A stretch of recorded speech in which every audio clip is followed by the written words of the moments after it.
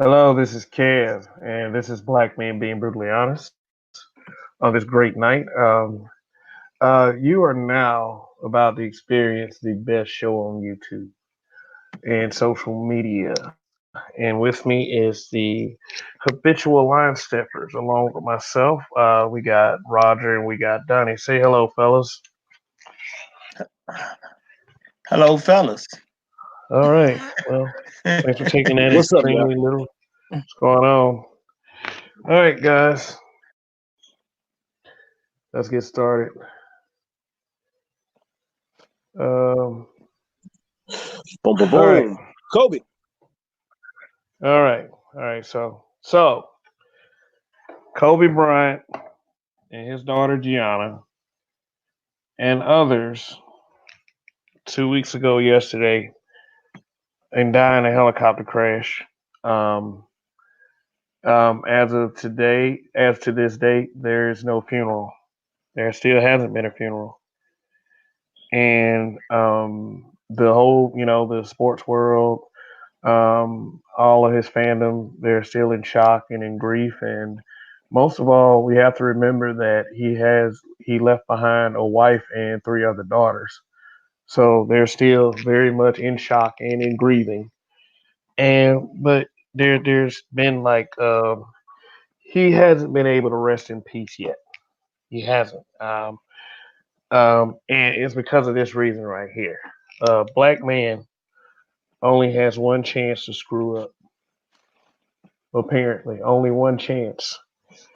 Kobe, um, and let's recognize the positives too. Everyone's, there's a lot of people on the celebrity side and on the fan side that's coming out in support of the family of Kobe Bryant and Gianna. But in some parts, Kobe is being dragged through the mud for a sexual assault case. He has been charged with no crime, but he settled out of a civil suit. And but of Convicted. course, huh? Say what? He hasn't been convicted with a crime. No, he hasn't been convicted with the crime. Okay, thanks for the clarity, Donnie. Um, yeah, he hasn't been convicted of anything, but yes, he did settle out the civil suit. But it is really my perception on the whole civil suit thing is, it is like, he he made it clear that although he thought the encounter was consensual, although he perceived it that way, it's pretty obvious at the end of all that it wasn't consensual for her, even though she bragged about it. And there's this little she was seen like at a bar doing a little rap song bragging about being date raped by Kobe. So I mean that's all very peculiar if you ask me. But Kobe Bryant, I think he did that for public perception. I mean, look. I mean, and it was a smart thing because I mean, years afterwards, I mean, look what happened to Nate Parker.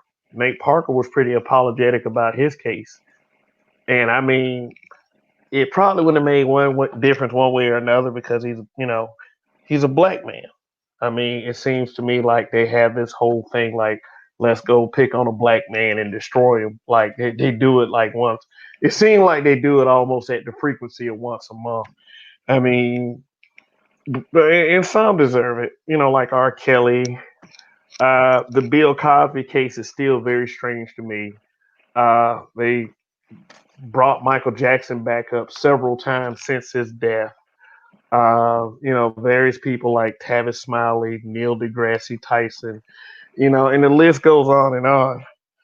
But if a black man, famous or non-famous, is accused of sexual assault, rape, or even something like putting down black women or bashing black women on the internet, even if he's not guilty, even if he doesn't bash black women, so to speak, he is forever a monster.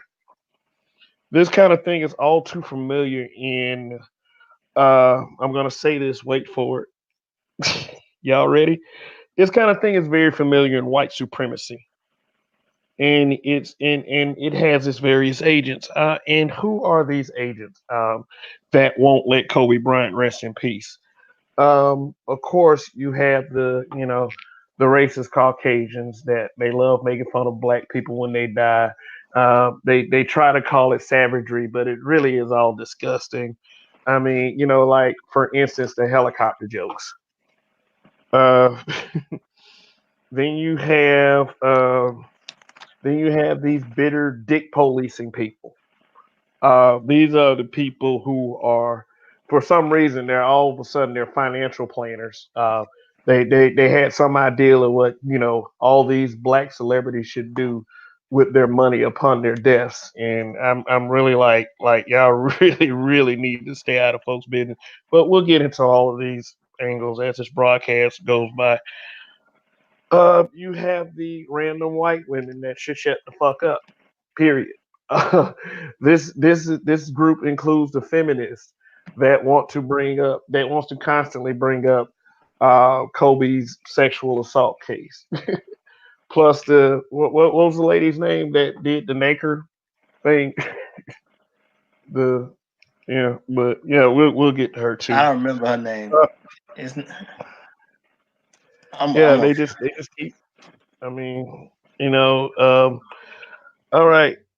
Let me see. Also, black female social media. I mean, when Kobe first died, you had a whole slew of just black females that are on YouTube making social media posts, and basically, I think their goal was just to go viral.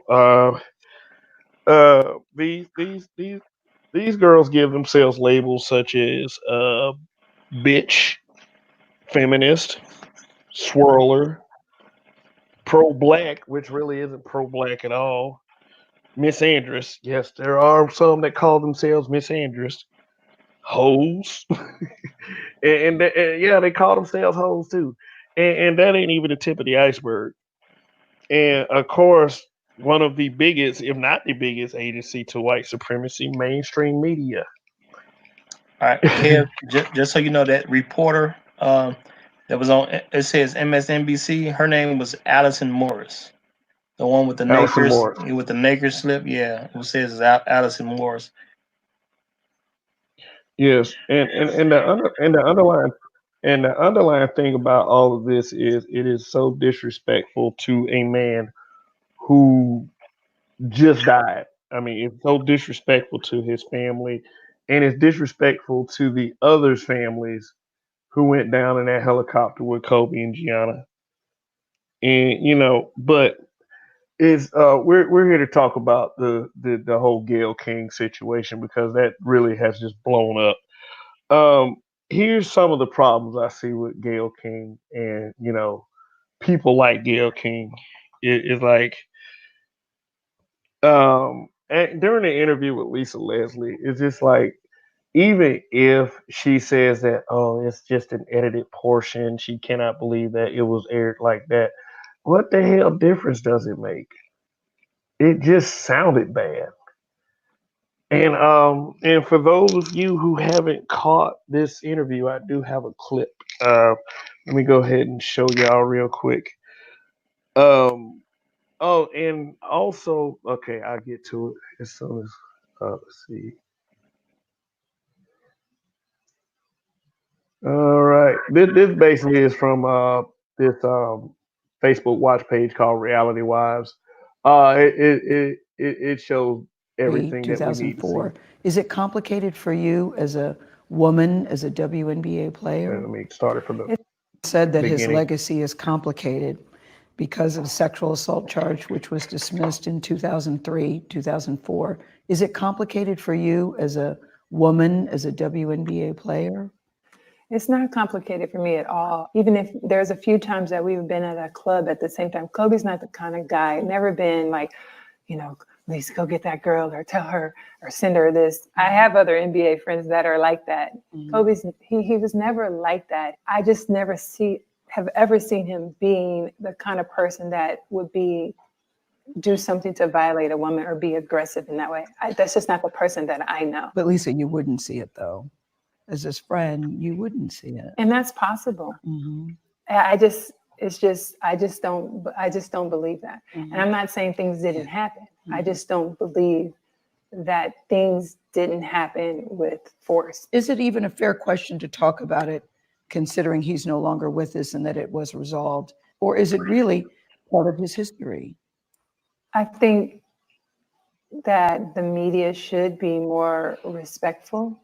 At this time, it's like if you had questions about it, you've had many years to ask him that. I don't think it's something that we should keep hanging over his legacy. I mean, it went to trial. Yeah, well, it was dismissed because the victim in the case refused to testify.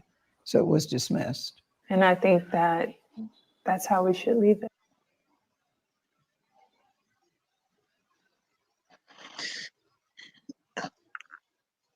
And Lisa Okay, Leslie so deserves a round of applause, plain and simple. She absolutely does, because I mean, what did that sound like to you? It did sound like she was trying to turn Lisa Leslie Lisa Leslie against Kobe Bryant. Then it sounded like the same bullshit. Oh, yeah, as a woman, as a W, like, oh, She went in with the intention to make Kobe look bad. He wasn't alleged. It wasn't he was a situation where he was accused, because the statement she kept making, she kept saying the victim, right? Victim implies somebody was actually wrong, right? Exactly. When she brought up the whole statement of Kobe Bryant, and Lisa responded, she goes, "Well, the case was dismissed, but it was only dismissed," and she's pointing down with her finger, tapping down. I don't know if it was a table or if it was her leg or what, but she's making it a point to say it was only dismissed because the witness did not testify.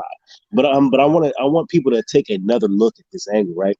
It was only dismissed because the witness didn't testify, as in the prosecution did not have enough evidence. They didn't feel the case was strong enough to test it, to go on with it, unless this white woman got up on the stand and told her lies to continue. Otherwise, there was nothing else for them to hold on to. And then what makes it look crazy is, rather than her go on with this case for criminal convictions, she decided to file for a civil case and get a check. So you're walking away from a criminal situation where you can get this man locked up and make sure he doesn't do this to anybody else. He pays for his crimes, and you go over to a civil situation where he literally pays you for what you consider a crime. It's insane. Yeah, and there are those that argue that it is cheaper to settle out like that than an ongoing lawsuit where it's going to drain the man financially. A lot of people are arguing that that was an admission of guilt, and I don't think it was. I read nowhere in that statement that that he admitted to rape or sexual assault. So It, what they like it to could be. hang on to is the statement where he said, "I could see how it wasn't consensual." Right? That was legalese. He had to make that statement. Whatever they came to in that agreement where the settlement was going, he had to make that statement based on whatever the conditions were of that settlement. Now, to give you a compare and contrast, if you want to say that people who are guilty go ahead and settle out of court because they want to skip into it's an admission of guilt, you got to look at Michael Jackson. Michael Jackson settled out of court. We'll just go with two cases that I know of in particular. He settled out 2 times with 2 little boys that said he sexually molested them. Now, as time went on and these boys got older, what did they come out and say? Hey, listen, that case wasn't real. My parents put me up to it. They really just wanted some money and they settled. So at that point, you have to look and say, is it a case of he was guilty, or was it a case of he didn't want to be burdened with these costs for some shit he didn't do? He chose the cheaper way out. People do this shit all the time with plea deals and bargains. It's just the way of nature to be. Yeah. Now, and the only thing that case you could say that it proved, are we trying to prove that the woman is she just wants money for sex? Is that what we're trying to prove? Because if she had sex with a man and it was rape, how much do you got to pay a woman to be okay with rape? That would be the question you would have to ask. how much do you have to pay her to be okay with being raped? Because to my understanding, rape is a very serious crime that nobody should commit. And I don't think my personal opinion, I don't think women that have been raped are just gonna be okay with just getting money for rape, for being raped, but no criminal charges are really brought to the man. And no case is gonna be tried, even though she's saying this dude raped her. I don't think a rape victim is gonna be okay with that. Now, I'm not a psychologist or anything, but that's just my personal opinion. I just don't think a rape victim is gonna be okay with just taking money for being raped and nothing happening to the guy from a criminal aspect. That don't make sense to me. Yeah, I'm trying to locate the statement he made. So but I mean, we probably don't really need to see it. But her name is Caitlin Faber. Yeah, Caitlin Faber. So here's my deal. I'm not going to pretend to say, because here's the problem. This is what a lot of feminists and people on the other side of this argument say. You can't tell a witness a victim how to feel. You can't tell a victim what they should be doing, right? But as a human being, it's well within my right to judge other people, right? So if you see a couple out and they're holding hands, you're going to assume that they're a couple. However, if they're friends and they're holding hands, you're going to look at them and say, well, you guys are a couple. Well, no, we're not a couple. Well, why are y'all holding hands? Questions got to be asked based on your actions. So if for me personally, if you are a supposed victim of a sexual assault, you don't go out to a party and brag about the person who raped you's dick size. You don't brag about fucking that person. You don't then go and say, well, yeah, I'm going to go ahead and sue that person and get myself a koala. These are all things that she was known to say that people came out and told on her ass because she's a goofy, false accuser, in my opinion. The whole thing is shaky as fuck. And in my opinion, victims don't go out and brag about the person that raped them. Yeah, well, my thing is there is no victim. If there's no conviction, then how can she still be a victim? I think that question has to be asked too. Now, I understand you being a victim of a crime and somebody ran away and we couldn't identify this person. I get that. But if you know exactly who this person is and he's a star, how is she a victim if ain't nobody you know what I'm saying? If she's not really trying to make sure this dude is punished. And I see a person unwilling to testify as a person who's truly not trying to bring punishment to the victim. How else am I supposed to look at that? My personal belief is the same old story this time has been telling for years, decades, centuries, right?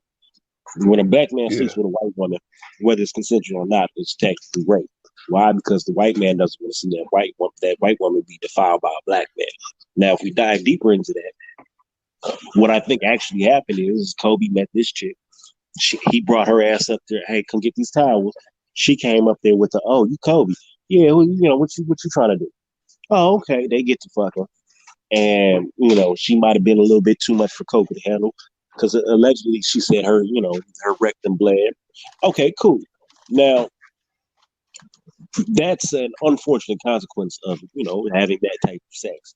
She did have a boyfriend at the time. So she got home to her boyfriend. Boyfriend can tell what the fuck is going on. He asking questions. You get put into a position. It was Kobe. Bitch, what?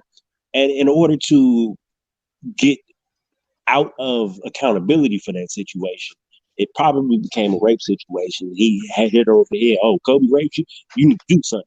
And now she's at the police station filing a charge she really don't want to file, but now she's thinking of all the money she can get. It's a case as old as time.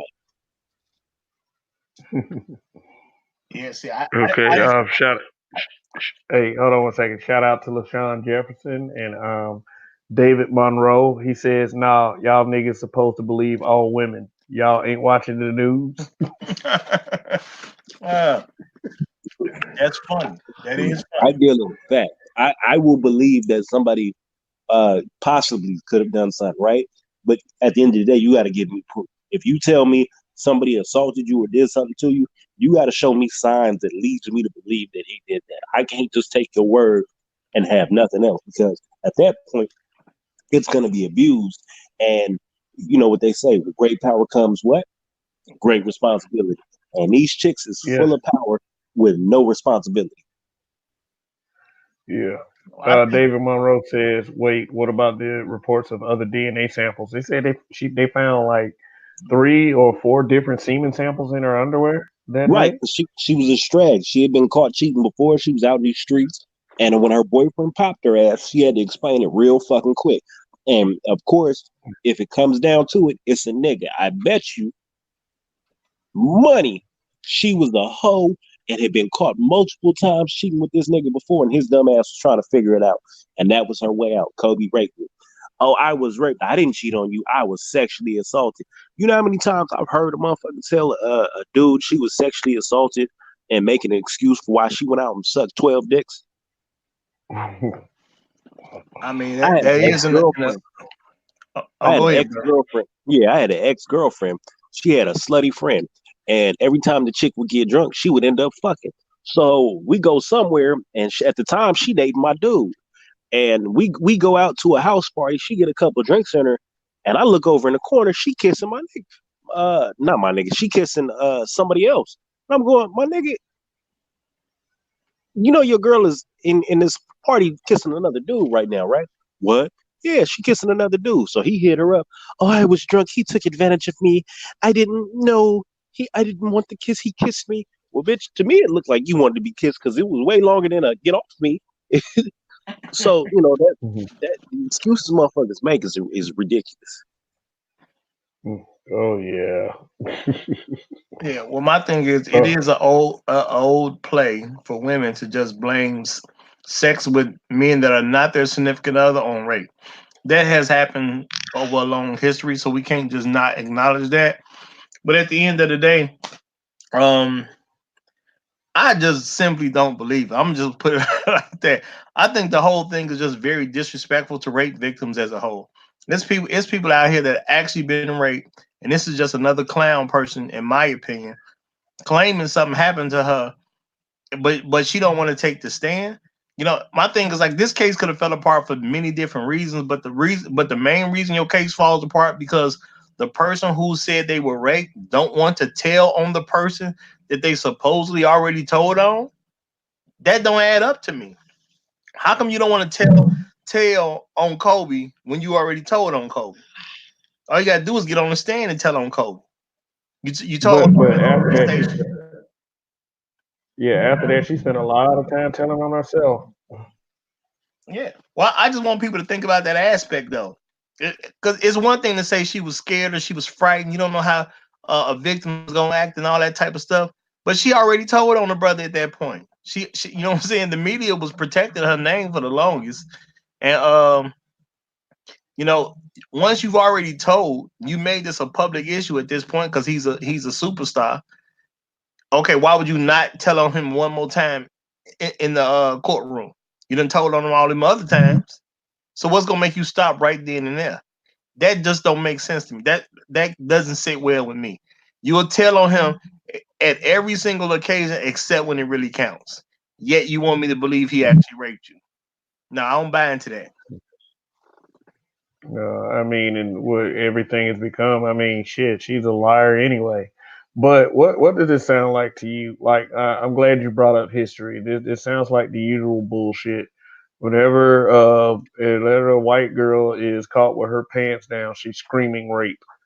Doesn't care who she destroys. There's others that do that too, but one in particular is white women accusing black men of rape.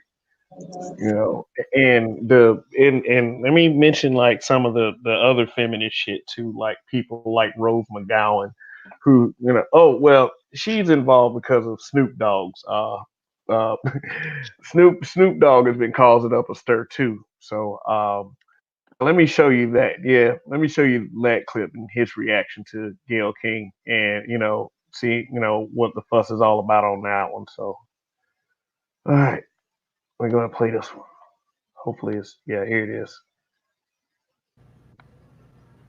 Gayle King,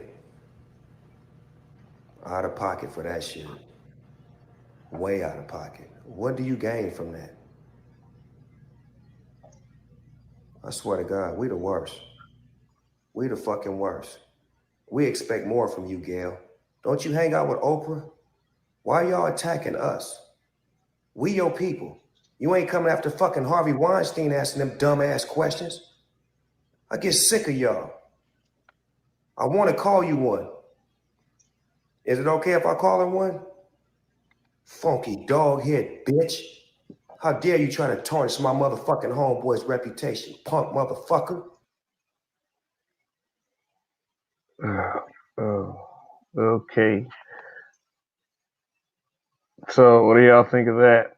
I don't think this is the one where they said that he quote unquote made the threat, but it did not sound like a threat. It sounded like we just about to drag you all over social media. But he's catching heat for that too. Well, I didn't hear no threat in there. Just real talk. I didn't hear no threats. I Okay, heard but he did. what? Go ahead. And I'm saying the only thing I heard him say was basically, you a punk because you trying to ruin my man's reputation, and he's dead over something that's 17 years old. And that's that's kind of a punk move. Why would you wait till the man died to bring it up? You could have brought it up. He was playing in the NBA a long time. He's only he retired in like 2016. So you had a lot of time to get up even after his NBA career, but you didn't do it. And how many interviews and pieces that they have done on Kobe Bryant since then. Yeah, Well, it ain't adding typically up. what it is you can't say these statements while a person's alive, right? So that's really why they waited so long for Michael Jackson, because Michael Jackson got a history of hitting people over the fucking head. Oh, you said what? You said what? I'm gonna come get you. My lawyer's gonna come talk to you, and I'm gonna jump on your ass. I'm gonna fuck you up. That's the reason they went after Kobe. They couldn't say this shit while Kobe's alive, because if you go out and you start doing this shit, it becomes slander. The case was dismissed, bitch. So we're gonna have to hit you with this civil suit. They don't want to take these chances while black men are alive, because black men can take civil action against them, right? But as soon as they die, the slander gates open up because there's no person to sue them. They can say all this crazy shit and get away with it. And really, it's just another cover up for the bullshit that they do with Harvey Weinstein, the dude from House of Cards, etc. We can go down the list. Kevin Spacey. Right. The guy who people trained to keep ending up dead around. Right. And what's real funny is Michael Douglas has passed away. It's been a small tremor of wait a minute. Kirk Douglas passed away, and it's been small rumblings of wait a minute. So you raped Natalie Wood? Oh, but nobody's in the mainstream media is talking about this, right? You see this shit on Reddit threads, you see this on small platforms, but really it's getting swept under the rug because of the power of social media. And we had no social media, that would have never been mentioned. If it was, 1995, all over the airways, you would see this shit and you would see no mention of all of these white people doing things because they use black people as a shield.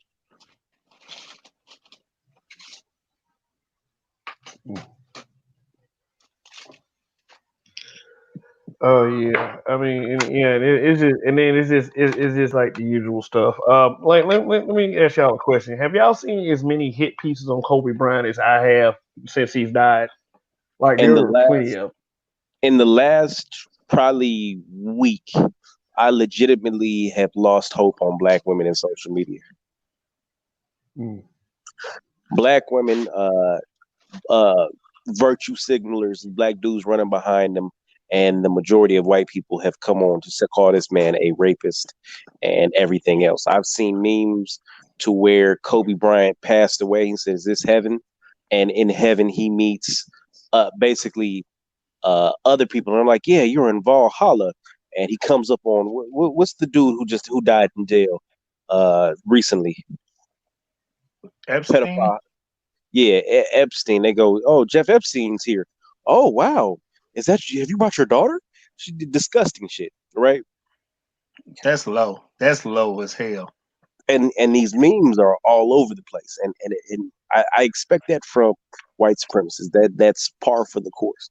But what really kills me is I see an overwhelming majority of black women online supporting Gayle, being mad at black men for calling out Gayle and the white supremacists that she's covering up for, and it's real concerning to me that I have a child that has to grow up in a country where black women don't give a shit about him.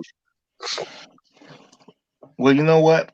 I can honestly say that when I heard the news that he passed, I instantly said that when it was asked, when it was made mention of social media, I was like, you know, these black women about to tear him up. That's what I said because I knew it was automatic. I didn't have to guess about it. There was no I'm not sure or whatever the case.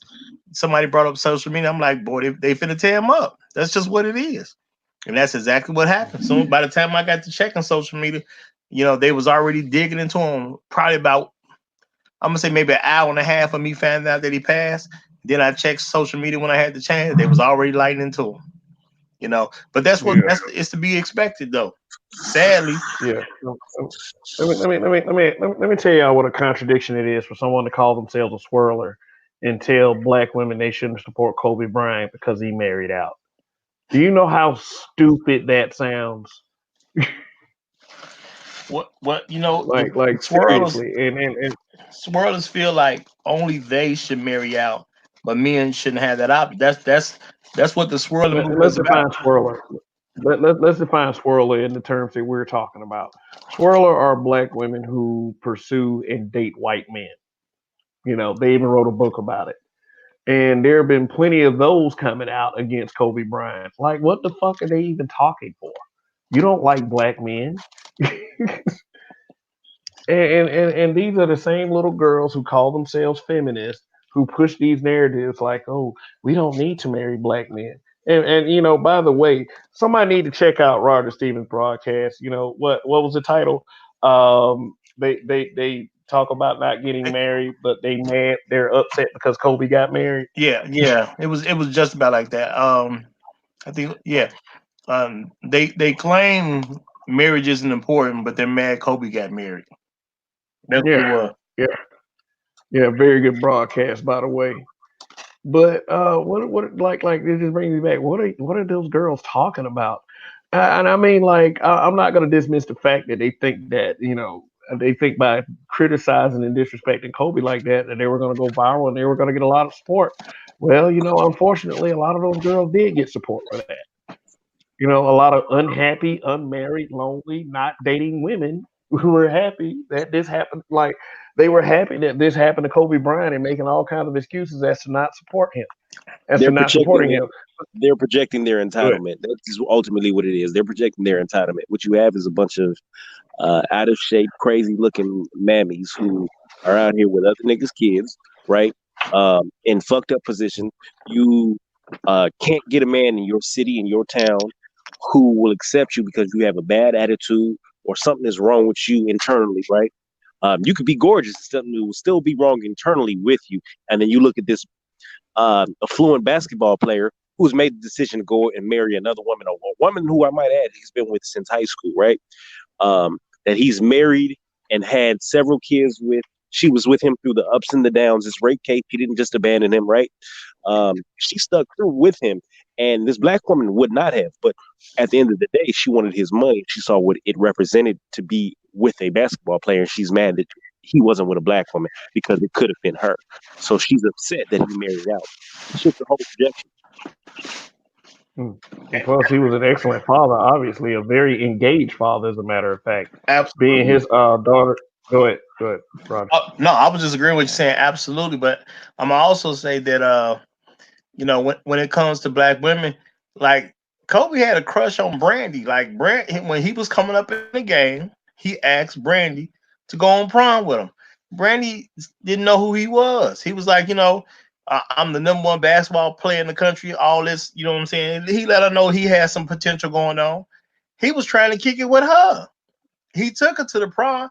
Brandy say he treated her like a queen and all that type of stuff. So truth be told, the man was rejected by the black woman he went after. He got rejected, So now he happens to meet another young lady, and he was a very young man because she was I believe he was 18. I don't know if he was still in high school. No, I think he had just came out of high school. He was 18, she was 15 when they met. And just like most men, he decided, man, okay, I'm gonna marry this one. You know, but my thing is like, if black women, if Brandy wouldn't have rejected him, he would have married a black woman 9 times out of 10. It would have been Brandy. Mm. You know, and the man never spoke ill of black women in any kind of way. Yet they spoke That's the the life see, that he yeah, died. that right there He was, pisses me off right there. and you Go got ahead. that's his high school sweetheart. You got to think about it. He chose Brandy over her, and she was still there, still there. Now you look at Brandy, her full moon passed. Now we looking at that motherfucking crescent. She's still solo. Well, I'm gonna say she wasn't his high school sweetheart, because I heard him say that he met her on like a video shoot or something like that. Yeah, You know, on video shoot. I thought he was a high school sweetheart. So you corrected me. My bad. yeah, I believe it was a video shoot, but that's like, the point is, he was 18 years old. You know, he was open to a lot of stuff at that particular point, but he was trying to come up on some brains. At the end of the day, that's what he was trying to. Yeah, I mean, he you know, he's a budding NBA superstar. He was riding on cloud 9. Right. He took one of the hottest singers at that time out to prom, man. I mean, you could hardly imagine what that would be like, if you know what I'm saying, when you about to go on your senior prom. Yeah, you getting props and all this stuff because you playing basketball, but you ain't made no money yet. You ain't no star yet. Your daddy was an NBA player, but you not no star yourself yet. You had to tell this girl who you was to even convince her to go to this thing. And now you take one of the hottest singers in the country to your prom. That's unbelievable. Mm. Yeah, because he came out the door, he was winning. So you got to think at 18, 17, that's a whole lot of power for a 17-year-old. I know at 17, I was fucking everything that was moving. I was running around doing big business at 17, and I didn't have no NBA contract. Yeah. Shout So the world, out to Miss J. Shout out to Miss J. She says Kobe was 20 or 21 and Vanessa was 17 when they met. okay, yeah, I'm Googling it now. She was still in high school. Okay. Yeah, so he was her high school sweetheart. See, I Yeah. thought that was about the ages they were when they married. Because I heard like as soon as she became 18, that's when he married her. He But married her in 2001. Apparently, I'm looking this shit up right now. Apparently, their families were against it. So I don't know if that was his family because of what I found out about the mother later on. But, the family was against it. I mean, she still was very young at the time, so I can understand that. Mm. But it makes me believe more that as soon as she hit 18, that she went ahead and do it. If both families were against it, but now he's an NBA player. Because I mean, if my memory is correct, he started in the NBA at 17. He hadn't hit his 18th birthday when he started his official NBA career. Mm. And shout out to Gab. What's happening, brother? Yep. Shout out to Gab. Gab's in the chat. What's going on, bro? But yeah, let me show you another reaction to Gayle King's interview. This is Boosie Badass. I haven't been the biggest fan of Boosie, but let's listen to what he has to say. Yeah, I mean the "Wipe Me Down" song, I bumped that for quite a bit Because when it I'm old. first came out. Like I mean, it makes you want to get in the spirit of cleaning like a gangster, wiping shit down. But here he Oh, is.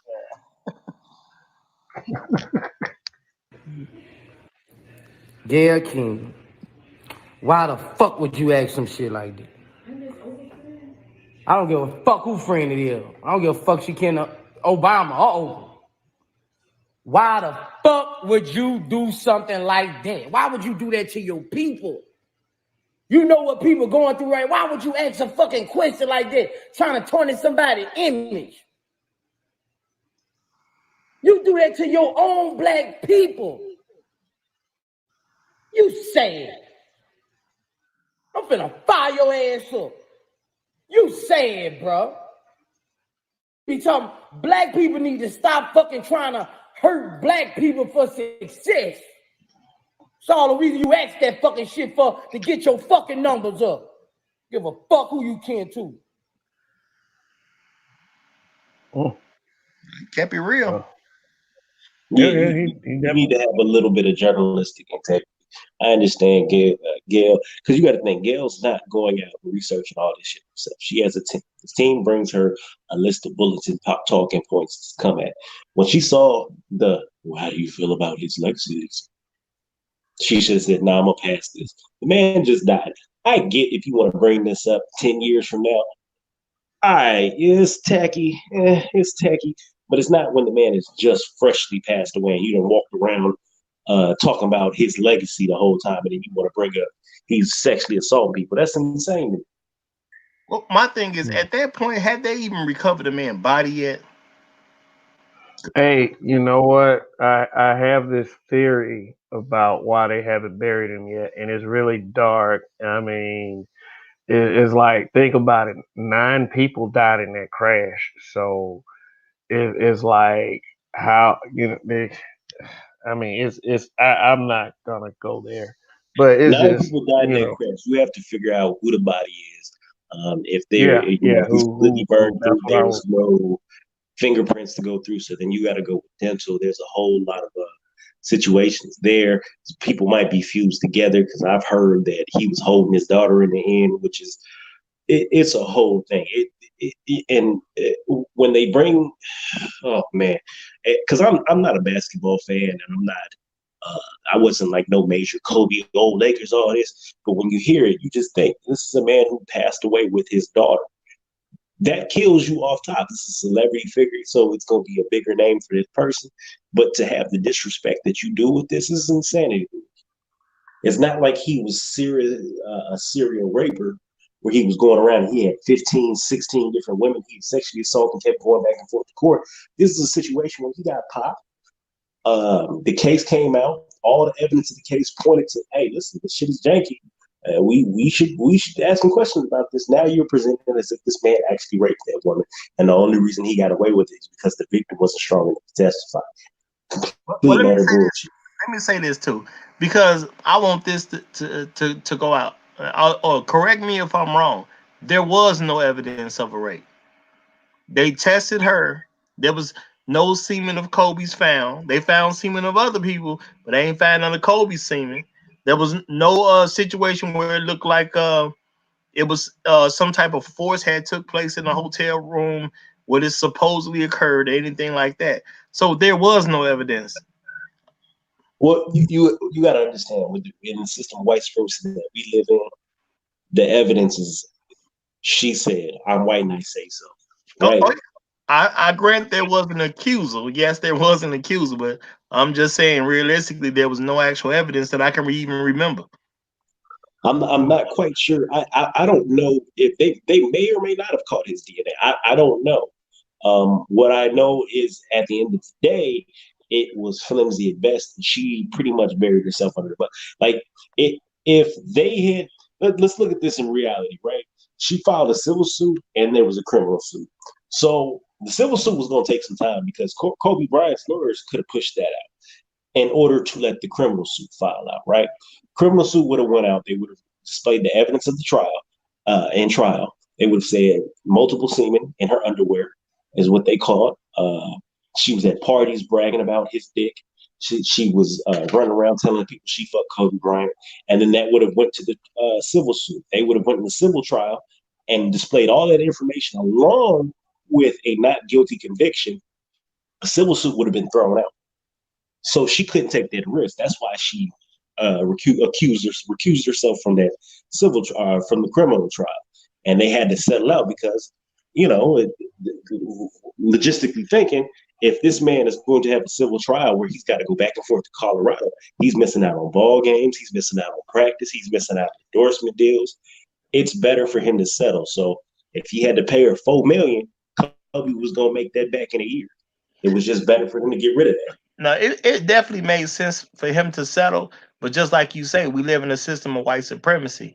If they would have caught Kobe with his pants down in any kind of shape, way, and form, they was gonna put it out there. They didn't have the fact that he had sex with another woman. So if it was a bunch of evidence going on around there, that had been smeared all over the news. That's all I'm saying. They would have smeared that all over the place. When black men get in any kind of trouble, they do not go out their way to protect the public from information that can even help taint the jury against the black man. And that's any black man, let alone a famous one. Yeah, exactly. Because the crazy shit about this is they spend so much. Gayle and Oprah are both notorious for fucking with black men. Okay, cool. But how does Oprah do this? And her father had his own sexual assault cases going on. So is anyone going to go up and ask Oprah, hey, how do you feel with your legacy of being one of the most influential black women, but your father was a rapist? Anybody going to do that? No, I don't think so. Well, Because they have well, I respect mean, for she'll Oprah. probably what she'll probably do is the white girl and play the victim. I mean, that's how a lot of them get out of that accountability like that. And it goes back to what I was saying about if it really happened to you, why would you just take the pay and not want that man to suffer? What rape victim is gonna just accept money and let that man off the hook? I won't even say that. I won't even say that. I want to know what rape victim is going to purposely avoid the criminal charges just to get the money. Because that's what she did. She purposely avoided the criminal charges. She had action. She had action. She could have gone to court. She could have gone and got that man locked up and then went and got the money, right? She purposely avoided getting him locked up because it wasn't going to happen. She purposely avoided the trial because it wasn't going to happen just to get that check and go get her for a fucking koala as she wanted. Yeah. Well, and to Miss J in the chat, yeah, we know Kobe had sex with the woman. That's not even in question. But the thing is, having sex ain't got nothing to do with rape. You know, plenty of people have sex and there's no rape involved. So at the end of the day, if a woman, because I've heard many women speak about rape and sexual assaults and things like that. My personal belief, a woman just not going to accept a man getting away without being punished for a crime if she can really if she really has a way to prove that he did it. She ain't gonna just walk away from that and just say, well, you know what, I can't prove it, but I'll just take some money instead. That don't seem to be like any woman I've ever met. Women love for men to suffer if they do them wrong. You know, and women have done things to men that have done them wrong on small levels. But we talking about somebody raping you. What woman finna just let him walk for that?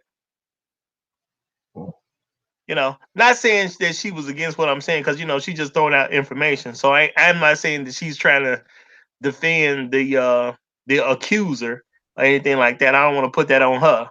But I'm just saying, from a realistic standpoint, what woman is gonna let the man who raped them off the hook like?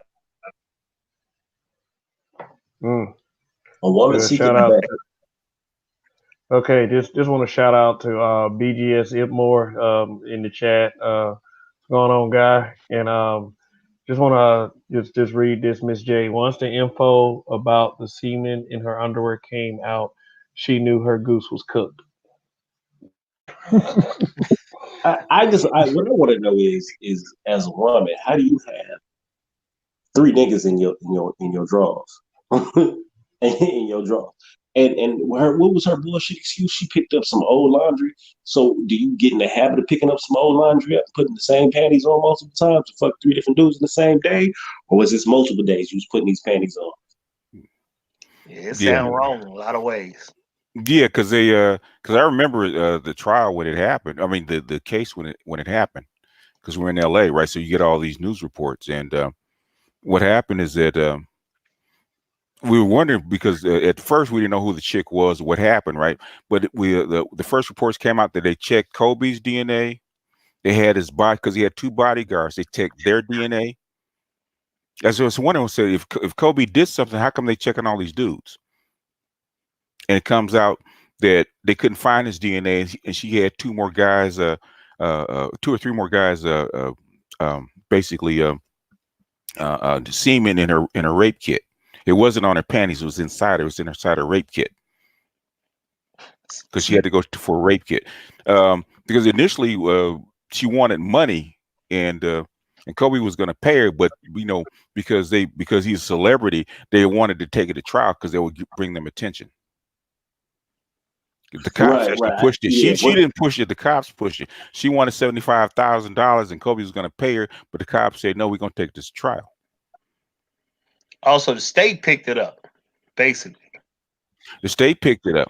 That's how come they wanted to get something on him. So they checked his DNA, and it didn't match the rape kit. So they went and got his bodyguards, because he had 2 bodyguards with him, and checked their DNA, and basically it didn't match up with theirs.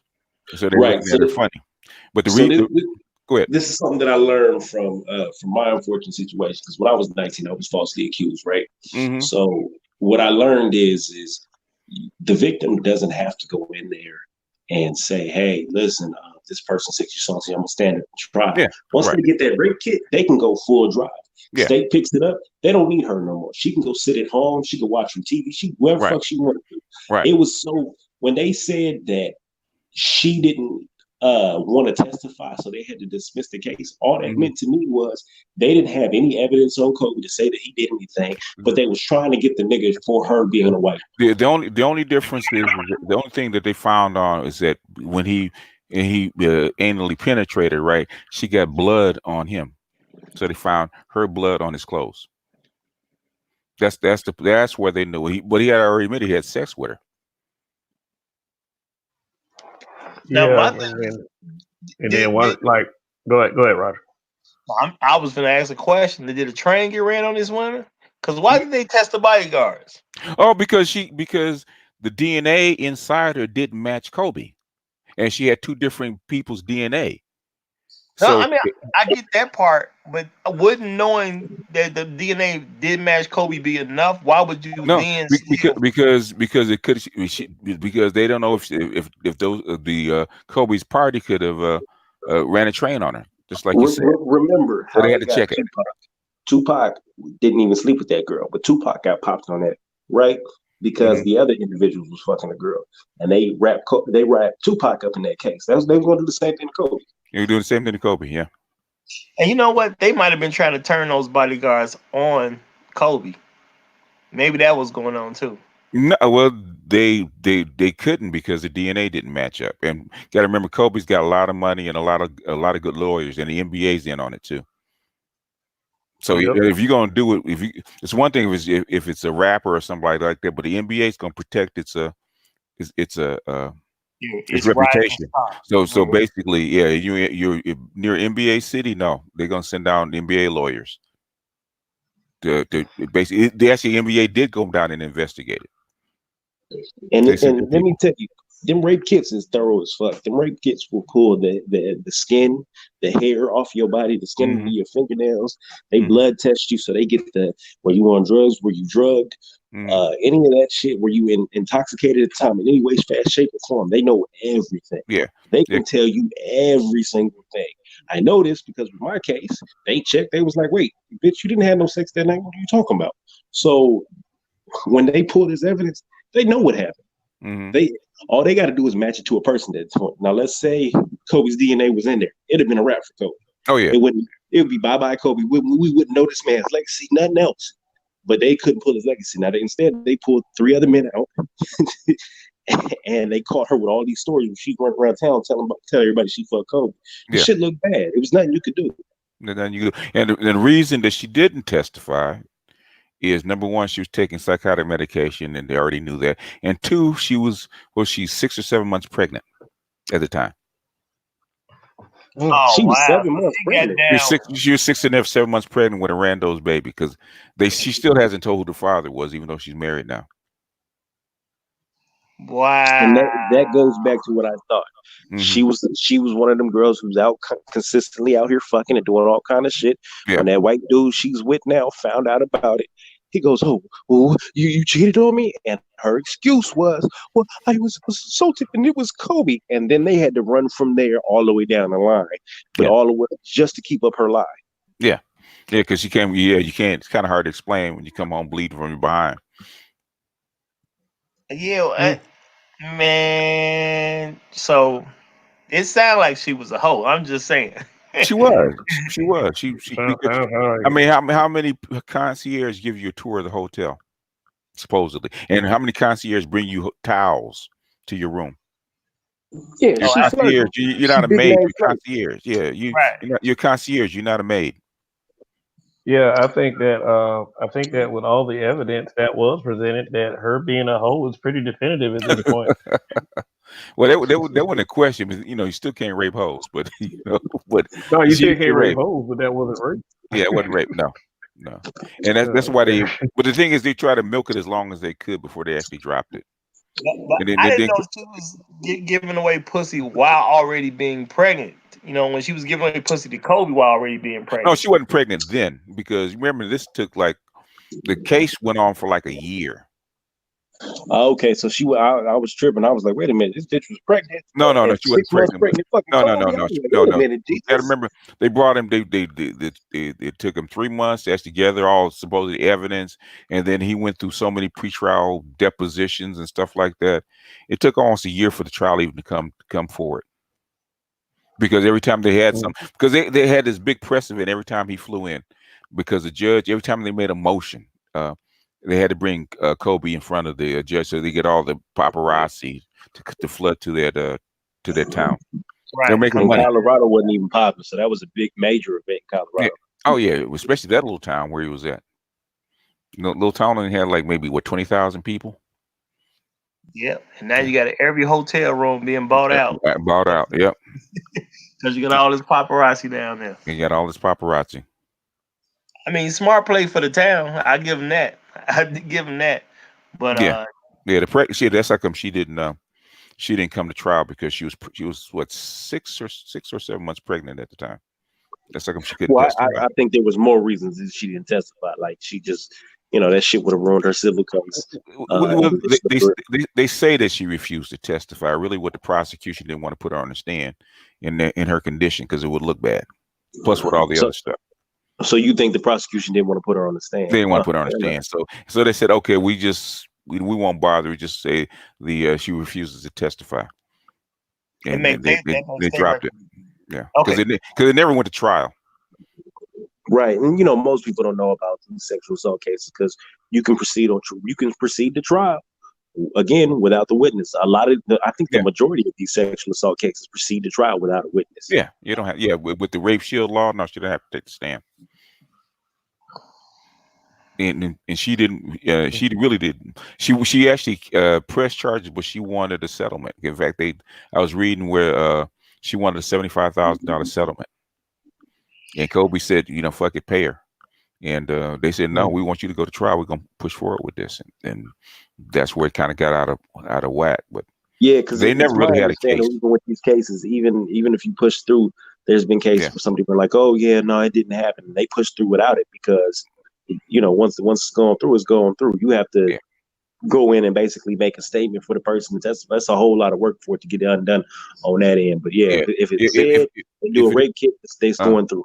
If it hadn't been that he had her blood on his shirt from doing what he did, then basically it wouldn't even gone that far because it would have been nothing. And I want to say for all those who say, well, Kobe paid her, he must have did something. It's like people forget his wife didn't know anything about this at the time. If I'm Kobe Bryant, I probably would just say pay her, then let my wife find out. Yeah. Oh yeah, he had to pay the $4 million forgive me ring he had to buy her. Exactly. Mm-hmm. Costing him way more than $75,000. Yeah, only $75,000. Yep. Yeah. And the endorsements that he probably lost at the time. Exactly. Cause stuff picked up for him after a while, but you had to go 2, 3, 4 years with nobody was touching him for a minute. Yeah. And who knows what he would have got that he just never got around to. Who knows what that was? Yeah. They kind of put a big, because he was known as a square before that. Yeah, but my thing is, it's annoying to me that people say, well, he paid her, he must have did something, as if he wasn't a married man trying to keep this under wraps. Like, he had sex with her, and that happens all the time. That happens all the time. A dude with money, and especially NBA ball player,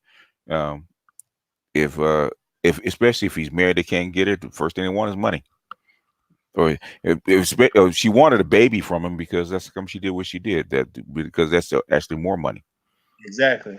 Yeah, but he has the sense enough to use a condom, which is why he didn't have any DNA inside of her. Yeah, well, I know they definitely be going for them babies. They reckless when them when a star athlete come around. They reckless. A whole lot of strippers got paid from babies from NBA basketball players. I think Dwight Howard has probably 2 or 3 by strippers. I was disappointed when I first heard about Dwight Howard. The first he got what 9 or 10 kids. Yeah, him and Eddie Murphy are neck and neck. Yeah, I heard he had at least 7 of them. Now I couldn't believe. No, he had 9. That was when he came to the Lakers. He was up to 9. I don't know what he's up to now. Yeah. So he's looking for a double. You mean to tell me one of the most suspect guys in the NBA? He has all these kids. And all these kids out of he would. He ain't batting for the other team solely if that's the case. Well, not solely. Not solely. He might be a switch hitter, but he gets it in. Let's put it that way. All right. I mean, I got get it in. Go ahead. All right, I got CNN.com pulled up. This is basically Gayle King's response to the clip getting out of her asking Lisa Leslie these questions. Hopefully it plays right. Let me show it to y'all real quick. This is for audience perspective too. I want to know what y'all think about this. I know y'all probably already seen it by now, but I'm just gonna show it again.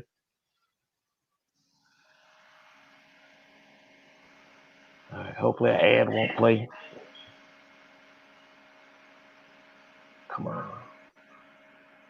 Let me see. At Ring, we reinvented the ad had to play now. It's the simplest, fully customizing, easy installing, home protecting, monitor everything, camera watching, flood sensing, frozen pipe alerting, smoke detecting, door locking, Alexa integrating, panic diverting. You should have muted the ad. I think that you can't have it play in its original form. First responding, security system. Yeah, I got to be talking through it in order not to get some kind of strike. Yeah, that's what I was saying. You should have muted the ad. I am mortified. Okay, here you go. I'm embarrassed, and I am very angry. May I say she is not doing well.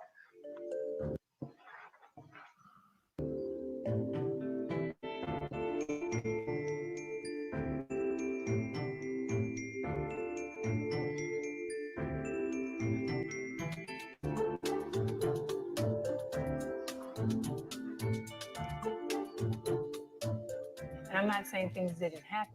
I just don't believe that things didn't happen with force. Is it even a fair question to talk about it, considering he's no longer with us and that it was resolved? Or is it really part of his history? I think that the media should be more respectful. At this time, it's like if you had questions about it, you've had many years to ask him that. I don't think it's something that we should keep hanging over his legacy. I mean, it went to trial. Yeah, it was dismissed because the victim in the case refused to testify. So it was dismissed.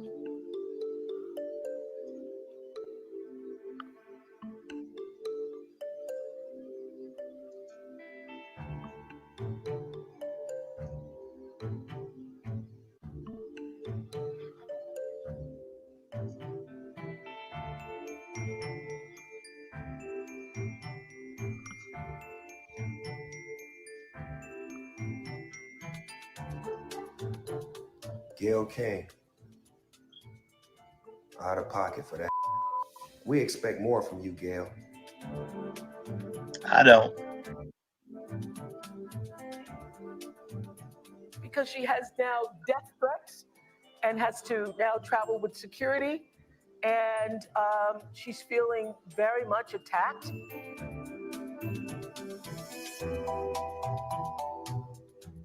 Unbeknownst to me, my network put up a clip from a very wide-ranging interview,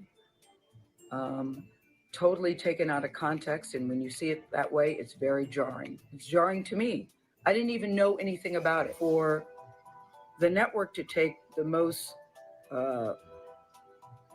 salacious part when taken out of context and put it up online for people who didn't see the whole interview is very upsetting to me, and that's something I'm going to have to deal with them. And there will be a very intense discussion about that.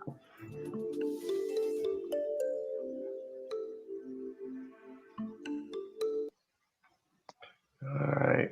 It says right here, Gayle conducted a thoughtful, wide-ranging interview with Lisa Leslie about the legacy of Kobe Bryant. An excerpt was posted that did not reflect the nature or tone of the full interview. We are addressing the internal process that led to this, and changes have already been made. First of all, too little, too late. Second of all, did it really matter at the end of the day? No, no. Because that portion was right at the end of the interview. It wasn't in the middle. It wasn't in the beginning. It was right at the end when they set it up. And they could have cut it any way they wanted to cut it. You know, I'm sure it was 8-minute video that showed the interview. I'm sure the interview was longer than that. They decided what did they want to put in. She okayed it for it to be put in. So they took a clip. When I saw it, I said, what happened before didn't matter. In fact, it was it would have been more shocking if we saw the whole if you saw the whole interview and then it came at the end. It's like, what the hell are you on? What do you really get at? I heard the interview was 5 minutes long, but no, it was 8. It was about 8.5 minutes. So I actually saw the whole interview. Oh, okay. Well, yeah. I don't see how you can take that out of context. Period. No matter where you put that in, it's hard to take out of context. No, and they played. I mean, they played the whole clip about her asking about Kobe Bryant's legacy. So they played the whole, a couple of minutes, 2 or 3 minutes where she did it. So, and she kept pressing at her. And that's one of my biggest problems is that she kept pressing. Mm-hmm. And it seemed like she was trying to sway Lisa Leslie into turning against her friend. You know what, Lisa Leslie, I'm gonna have to make a Black Woman of the Month and make Lisa Leslie the first one on my channel. Real talk. Well, Lisa Leslie, she's a real one because she came out of Morningside High School, which is basically a ghetto high school, pretty much. And so she came up, because when Kobe first started playing, she, basically she was, she was basically in, they came up together. She was in high school. She played right down the street, Morningside, right down the street from the Forum. So she was in and out of the Forum all the time. She knew all the Lakers and stuff like that. So the Lakers are like family to her. Oh, okay. Mm-hmm. So that was you say that's the extent of her relationship with Kobe? What, as far as on court? No, they were ball players. They never got together like that. Yeah. I wanted some establishment. They were just really good NBA friends, player friends. You gotta remember Byron Scott played for Morningside. Basically, a lot of those players came from the area that Lisa Leslie came from. So, and like I said, the Forum is like, what is it? It's less than a mile from Morningside. So basically, Inglewood High and Morningside, all the high schoolers hang out at the around the Lakers at the Forum. So they know all those kids. So basically, the Lakers saw Lisa Leslie grow up for the most part. So even before Kobe got there, she was already part of the Laker family. Oh, that's interesting seeing that she ended up on the Sparks. Yeah, it was a natural because she went to Morningside High, which is down the street. She played at USC. So so the only place she would wind up is on the Sparks because she's basically a hometown girl. That's their baby. Right. She was on Derrick Rose. Yeah. Till he got hurt. Yeah. Yeah, she did handle that interview extremely well. Mm-hmm. I'm glad that she said that the media needs to put this to rest because they definitely had enough time. And and those two words come up with me when stuff like that happens: fake outrage. Mm-hmm. Just fake outrage. Yeah. I was thinking that myself when Oprah tried to play like she crying. I'm like, Oprah trying to go full white woman on us now. Like, well, because she ain't going. She crying because her homegirl is getting death threats. She crying for real. Okay, but you're supposed to be able to handle that stuff. If you could do something like that, they could have waited. They could have waited 2 or 3 months and brought it up if they wanted to. The man's not even buried yet. She wasn't getting no damn credible death threats. You know what I mean? You got to think of it. How often do celebrities do some shit like Tariq from fucking Power? Tariq said he opened up his inbox and had 300 something messages with death threats over the damn TV show. None of that shit's credible. It's lunatic saying some wild shit, and I understand the dynamic of threat's a threat, but in reality, it's not somebody that you really gonna worry about. No. You worry about because you think she don't have a team of security around her all the time. No, she does now. She does. I don't think Gayle was just out walking the streets, just hanging out. You'd be surprised. You'd be surprised. Well, if you haven't done anything, you might have one person, but she's not one of those. She's not one of those Uber stars where people are gonna flock to her like that. She's just Gayle King. So, but so she wouldn't. She'd have maybe a male escort or something like that. Actually walk around, but other than that, she wouldn't have no bodyguards. Normally she don't start no beef, but now she does. Yeah. Like in Gayle King is kind of like Gayle King is to Oprah what Arsenio was to Eddie Murphy. Yeah, you can say that. Like I think one thing that really is hurting Gayle is her association with Oprah and what she's recently pulled as far as trying to do the Neverland special where the guys were found to have lied, and then trying to spearhead a special going after Russell Simmons. Yeah.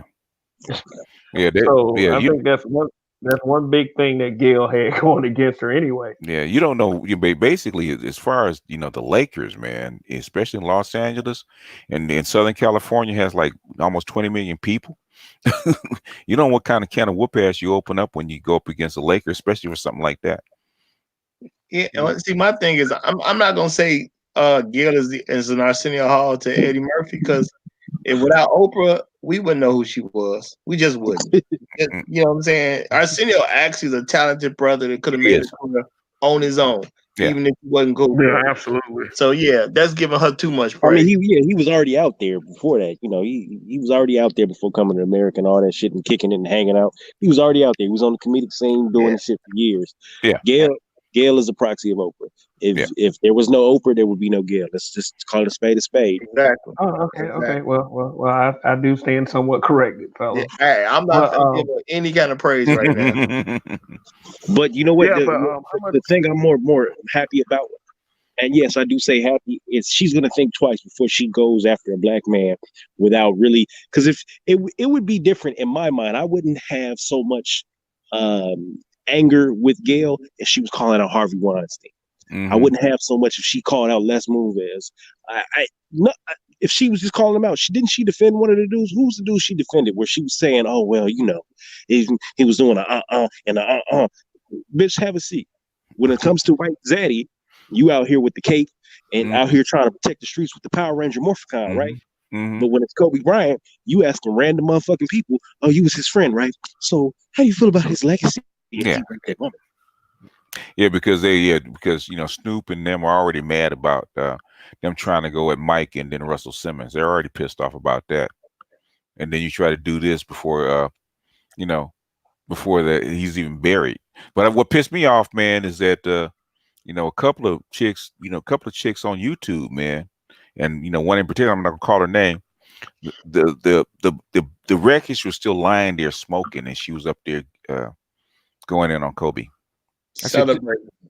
So basically, calling all talk, and come to find out she's married to a white dude. I said, "Are you fucking kidding me?" She wanted the clout that came with it, just like Ari Shaffir. Ari Shaffir is known for every time a celebrity died, he say some horrendous shit about him.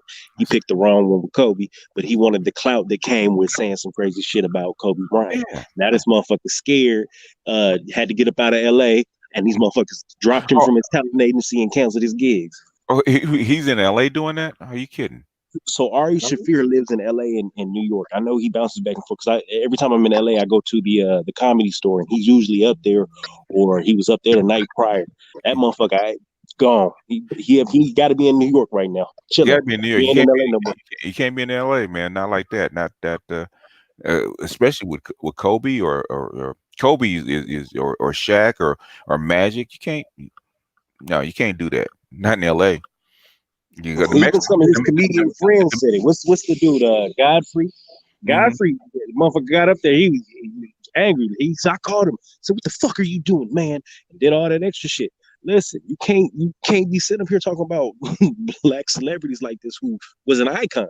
You just up here shitting on people just to shit on people. You can't do that. Man, you don't know how rabid these people are about their Lakers. Okay. You know how rabid they are about their Lakers, man.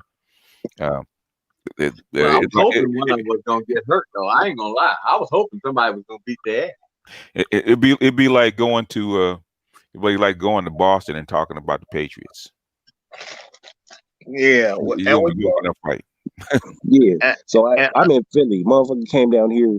I lived on Broad Street at the time. Broad Street's the main thoroughfare. They acted a fool after the Super Bowl. I seen a dude wearing a Patriots jersey. He didn't last 5 minutes out there. They fucked him up. He just had the jersey on. So you telling me a motherfucker out here talking reckless about a dead man? Is walking around LA? Nah, bro. No. Yeah, my thing was like, for Oprah to come say she's not feeling okay right now, and I'm sitting there like, why should she feel okay? Yeah, I'm saying she shouldn't. And I'm just for the record, I don't push violence toward any black people, but I mean, come on, you supposed to feel threatened when you talking like that. Yeah. You're a journalist. You do it on national TV, and the man's not even buried yet. And even Lisa Leslie said, should have, basically you should have some kind of respect, some decency. Right. Even as the media, you should have it. Yeah. Well, I think a lot of them are crazy because here's the question. Okay, fine. You gonna sit up here and shit on him after that? Brother man ain't even got his body yet. I mean, it just happened a couple hours ago. You shit on an icon like that. I mean, didn't you realize that? I mean, people that connect your call, people that bring you your food, people that you gonna go out and they're known for doing that. If I was Gayle or Oprah, I would never order food that I didn't prepare. I mean, you would think that these niggas would be. I mean, just because these people broke don't mean they can't do shit to make your life a living hell. I would be scared that they're gonna poison my ass. Every time I look up, I'm getting sick for no damn reason. The people done call my identity been stolen 50,000 times. You know what I mean? I mean, this is, and I ain't gonna lie though. This is the reason why is because the people feel like they can be able to run their mouth with no consequence. I hate to say, every time Oprah step out of line somewhere, like she go to the red carpet, there should be people spitting at her, throwing up. I mean, literally make it to the fact that you better go with security. There will be now. No, I mean, you better go with security. You better go. Might as well call the bulletproof car people and tell them, look, you might as well armor your shit up because you're gonna need it. But I hate to say this. I think Kobe Bryant was gonna be probably the final straw. That now these women gonna probably get in trouble when they start opening their mouth like that. They kind of. Kobe Bryant was probably the straw that did. Yeah, they kind of. Yeah, I think you're right because they kind of. You can tell the women have taken it down a couple of notches since Kobe Bryant died. And the brother going. But I think that we should come up with a Kobe Bryant rule. Oh, well, fine. You're gonna start doing that? Then fine. You bet not call and order nothing from nobody. You better anything food. You better not ask nobody to do shit for your ass. I mean, I'd be scared to take my car to the shop to make sure these motherfuckers don't fuck it up. A lot of people shoot at certain baskets and they yell Kobe. I'm just saying. Right. Unfortunately, I know Gayle better not go to Philly again. I ain't gonna lie, I didn't like Kobe Bryant. I'm not a Kobe Bryant fan. Nah, I wasn't a Kobe fan at all. I wasn't a Kobe fan at all. I ain't gonna lie. I like him a lot better now. I ain't gonna. I think that he's gonna be the momentum that gets all this shit put in the end. Because that after now is people gonna start. I mean, plain and simple. Hey, shoot, the bitch already rich and all. They should start just going in on her ass online. They could be regular people. Everybody making videos dogging Oprah, Gayle, any one of these bras that step out of line. I mean, your name need to be viral the next day to where motherfuckers know, yep, that's that bitch right there. Oh, yep, she came in this store. Well, shit, I spit in her food. Well, my thing is, if they're getting this bold to be doing this on national television, Because I don't care what Gayle explanation is about how they cut it or whatever. There's just no reason for that question to be asked. There's no context you can make it sound right in. There's nothing you can tell me about that. You know what I'm saying? She That was asked too many follow-up questions. She did not just glance over it. She went in on it. And then she made the comment after, well, how would you know? So basically, it's like, well, look, the motherfucker wasn't found guilty. He wasn't no case. And now, well, you going to sit up here and be like, well, how would you know? Well, look, what? Just because you said so, bitch, that mean he did it? Right. That's the problem when it comes to women. It don't mean you don't need no proof. If one woman said it, that's good enough. And that's the problem. Well, my thing is the fact that she asked the question, and then when Lisa gave her the answer she didn't like, then it was like, well, is that answer really credible because y'all are friends? Well, why are you asking if the answer ain't credible? Man, why the fuck you're right? You ain't gonna believe me. Why the fuck you got me on my show? But see, that's the reason why she needed to get somebody. Somebody needed to get up and slap her ass immediately. We don't advocate any violence on the Habitual Line Stepper show. They don't advocate violence to anybody. They should have. Okay, they could at least throw your damn water glass over and leave. Yes. Yeah. BGS is right. We do boycott them. Here you go. Boycott them at all. You never, from now on, what we should do is this. Nobody should never be interviewed by her. You interviewed by her, that's career suicide. You know what? She don't got a job no more. The only reason, that's how you do it. The only silver lining to this is that brothers have been saying for years that what Oprah used to do back in the 80s and 90s against black men. No, we where's the proof? They never did that. And all of a sudden, boom! Now you see, can't say that no more. But no, we got to do that. That's it. That's how you can get rid of her ass real easy. You don't have to hurt her. But now on, nobody. We need to put out all black people. Y'all need to start making videos or good content. But now on, this is how we ban motherfuckers like that. When you step out of line, we're going to say like this. Anybody that's black and you say you with the black people, you do not be interviewed by this woman at all. You don't go on her show. Period. Now, if she can't get no more fucking interviews no more, she gone. Yeah, that really should. Hey, y'all, just as a reminder, y'all need to go ahead and make sure y'all like, subscribe, and hit that bell. If y'all tuning in, there's no reason you shouldn't hit that like button and subscribe.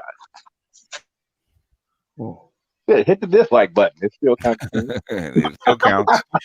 It counts on the algorithm. They can. Oh yeah, hit the like button. It's all good, y'all. I mean, they don't care whether they love you or hate you. They just want you to watch. Word. Yeah, but I do hope that black people will take it upon themselves to not interview with Gayle, because to me that would be a good way for people to show what side of the fence they stand on. Because if you cool with Gayle doing that, then I say, hey, you interview with her. But if you're not cool with it, don't interview with her. Period. Because you can show support and stuff without even making big hoopla, but you can make small maneuvers that give a clear message of what's going on. Yeah, I know if I was an athlete or a movie star or somebody in entertainment, ain't nowhere in the world I'd talk to her right now. I don't care if I had something scheduled tomorrow. Ain't nowhere in the world I'd talk to her right now. Period. All right, guys. I just want to give a few shout outs here to Das Diggity. He's a new subscriber. Appreciate the support, bruh, and I promise you won't be disappointed. Shout out to Jerome D, and shout out to Gerald Jelks. Gerald Jelks has been around here for a while, so shout out to those three, and thank you for your continued support. All right, let's continue. Yeah, I mean, if she had waited till the dude was buried and waited a couple months, then okay, it is what it is. But the thing is, dude ain't even in the ground yet. Now think about it. They tried to destroy you before your body even get cold. Yeah, that's what made me upset. It's not that okay, if he married a Hispanic woman, you're upset about that. If you think that he did something inappropriate, okay, that's fair. The thing is, dude ain't buried yet. It wasn't just him. It was 8 other, 7 other people and his daughter, but nobody cares. But it bill still boils down to say, okay, fine. I don't give a fuck if he was buried. I'd say 6 months. He wasn't found guilty. Yeah, but the thing is, yeah. If you're gonna tell it, tell the whole story. Right. You just been telling that story last month. If it was bothering you so fucking much, where the fuck? What you waiting until they could? I mean, that's like the motherfuckers coming out after Michael Jackson. Come on now, at least because if Michael Jackson would have still been alive, at least he would have been like, well, fuck it, my career's near the end. I'm gonna go ahead and tell these, no, motherfucker, I never touched them, motherfucker. Plain and simple. Now, but this is my major issue with them.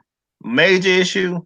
I expected a random black women on social media to be dirty. I expected them to do Kobe dirty.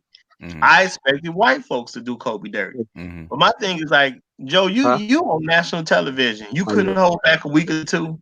You on national television. I mean, she basically Gayle gave all these other social media people that want to attack black men. She just basically gave a stamp of approval to all of them.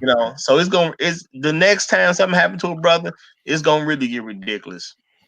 Yeah, but I think the black men actually not going to remain silent because now they are around. Yeah, that's one thing I did notice. More and more black men are starting to speak out on this BS, and it's something that I'm glad to see finally coming because it's starting to let that other black men know that we're finally starting to take value in ourselves. And starting to fight back against these crappy narratives. And like I said, I hope it continues. Yeah, I really do. I hope it continues. Well, and I'm definitely here for it. And the habitual line steppers are here for it too. So people like Judge Dre is here for it, and BGS is here for it too. So hey, yeah, and then Susan Rice, we're not gonna forget you guys at the polls. All the Democrats. Oh yeah, we're gonna remember this. Oh yeah. Let me show y'all this real quick. I had an article pulled up. I was gonna say while you grab that article up, I'm gonna say black men have definitely made me proud in this last couple of weeks. Real talk. Okay, Susan Rice warned Snoop Dogg over Gayle King. You will lose, and it won't be pretty. So, who exactly is Susan Rice? Let's see. Hillary Clinton's girl. Let me see. Well, my thing is she's one of Clinton's girls. Yeah, she's hitting her and Samantha Powers. That's really we used to call them the witches of Eastwick. Yeah, she's I think she's a former national security advisor, right? She came out. And she said that shit on Twitter, and they ate her the fuck up. When she said that on Twitter, I think it was 100, and I was real proud at that point because I had seen Twitter say some crazy horrendous things. But when she said that shit on Twitter, they said, "We waiting when they pulling up. Let's see if you're gonna win this battle." They tore her the fuck up, and I think within a matter of minutes, they had her white husband posted up. They was calling her all kind of bed wenches and shit. Did you realize that some of these people don't give a damn about consequences and let your mouth write a check your ass can't care? Yeah, I think Obama came in and basically mediated. I said, all right, you come in and apologize. She'll come in and she'll back down, and we'll call it a draw. Because he came in, he kind of walked it back a little bit, like the next day. They probably told him they're gonna hit him with his money, hit him in the wallet. So he said, "Okay, I'll walk it back a little bit." Wait, but you know what though? It's sad that it had to go to that point. But I'm not mad at black men for basically saying, "Well, we got an army too. What you want to do?" It's something we need to do, and I'm glad to see brothers putting pressure on people that's trying to basically make stuff worse for us, because that's really what it all comes down to. They're using any celebrity to try to make stuff worse for all of us. So, well, I mean, you ever think about it? But you ever think that you can look and say, well, shit, some of these motherfuckers don't give a fuck about getting into no trouble. No, he did. Snoop Dogg, he didn't think he'd live this long. Right. I mean, think about it. So some of the people can say like, well, I mean, no offense. Just say somebody right now, just say over a Gayle was at a public appearance and some woman got up there and beat the crap out of her. That it probably be everybody before she even get to jail, her lawyer fees be paid.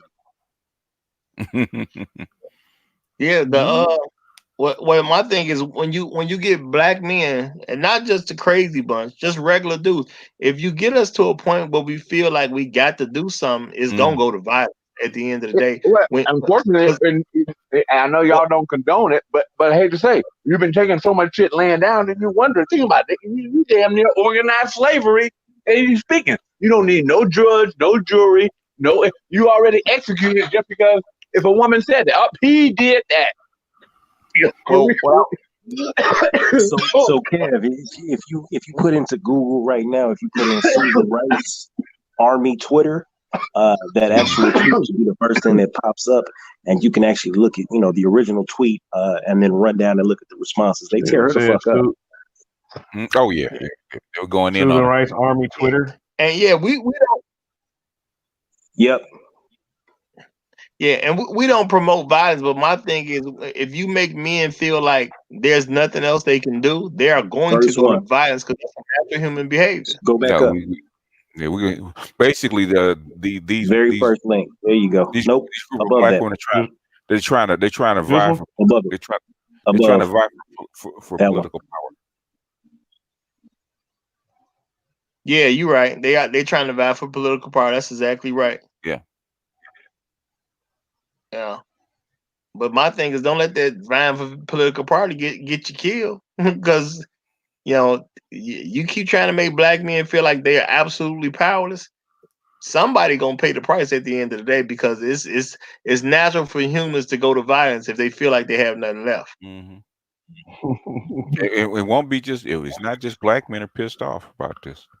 You have a lot of Kobe fans, and a lot of them with a whole lot of money. Well, you've heard me always say that. I see. I'm kind of different in that. I believe in sometimes violence is necessary. Yeah, well, we can't condone it here, though. Yeah, no, you don't condone it here, but you understand what I'm saying. No, basically, they they're going in. Yeah, they're used to that. What they're not used to is having their political aspirations wrecked. Because now, if say if you're in a black community, especially with black men, and Oprah gives you the nod, they're gonna look at you with the side eye. Oh, you with her? Okay. All right. Oprah no tangible, no not let nobody know. Because her name is sure, in the black community. Oh yeah. I surely wish these black politicians had this backbone when it came to fighting police brutality and racism. Mm-hmm. Guess they know where their bread is buttered. Mm-hmm. Look at the next one. Look at the next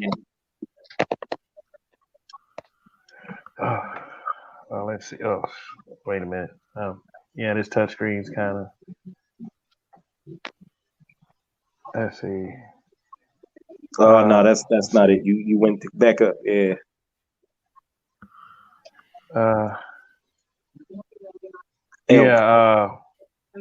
Elk Maria Hassel.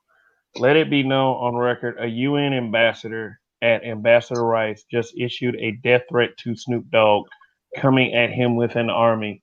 But there are tools under here who can't see she's doing the exact same thing that Snoop was saying. The shameful display of these broads is mind-blowing. Mm-hmm. Yeah, she's a politician. Yeah, she's a politician. Mm-hmm. She's held to a higher standard. But she held to a higher standard, but she should be already arrested.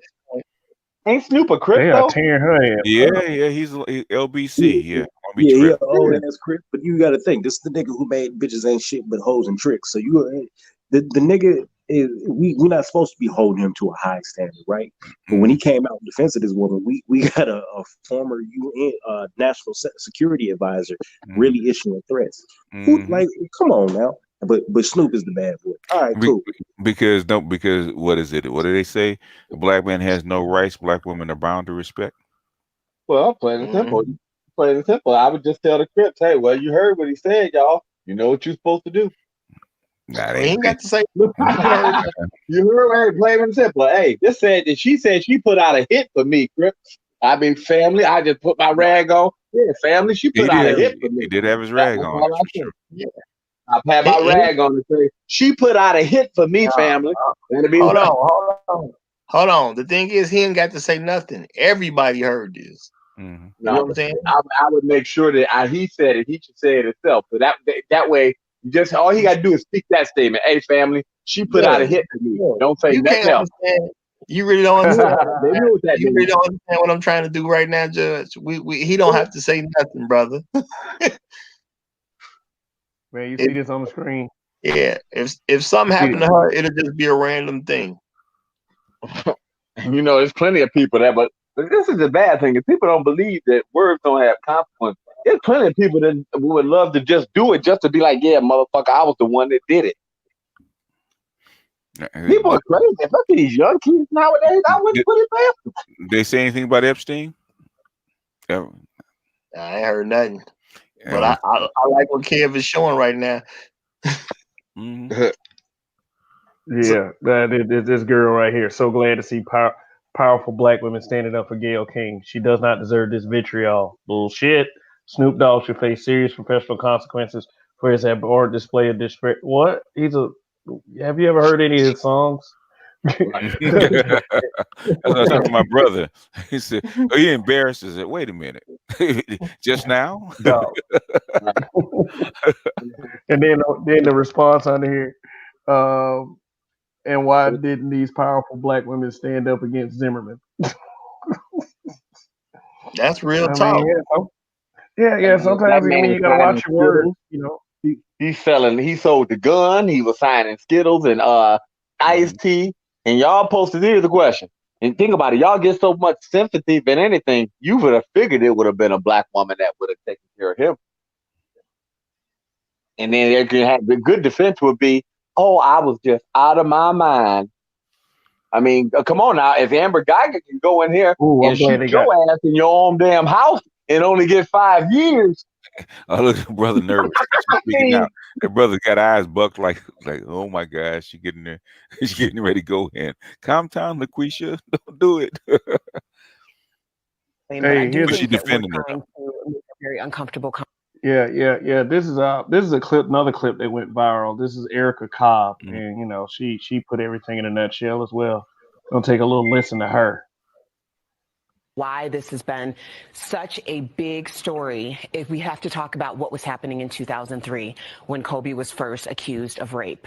There were two different Americas. We had white households whose parents were telling their white daughters to beware of Kobe's in the wake of O.J. Simpson. We had black households who were telling their kids about the story of Emmett Till, the 14-year-old black boy who was killed in Mississippi for allegedly whistling at a white woman in 1955. And we later learned that that wasn't the truth. So when we have these two very different conversations happening, we see this Kobe Bryant situation very differently. We have some people who see a black man who got away with raping a white woman.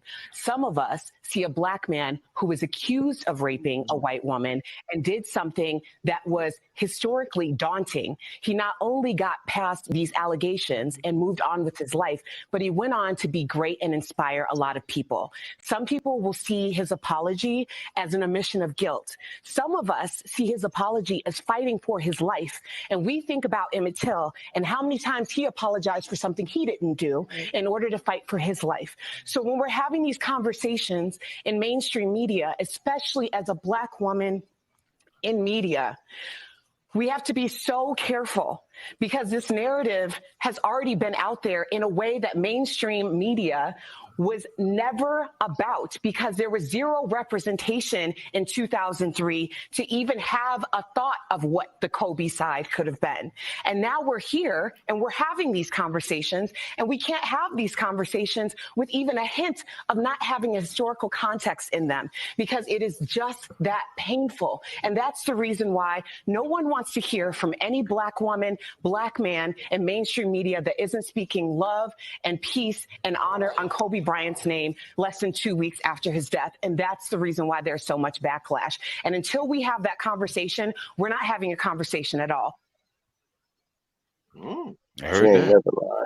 Yeah, I would have liked to have heard more, but yeah, she I done seen her keep it real a couple times. I might start being a fan of hers in a minute. Yeah, the Daily Blast, they're all right. I don't agree with some of the messages they try to put out, but she was she was bang on with that one. That's why I said Mike, because you hear him say some great stuff some days. Next thing you know, you start checking on the people. They saying atrocious stuff on other days. Right. Hmm.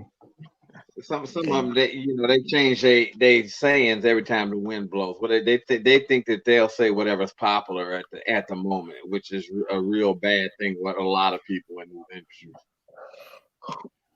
Yeah, well, that's where SPM got a big boost. Up there we go. That's where they feel.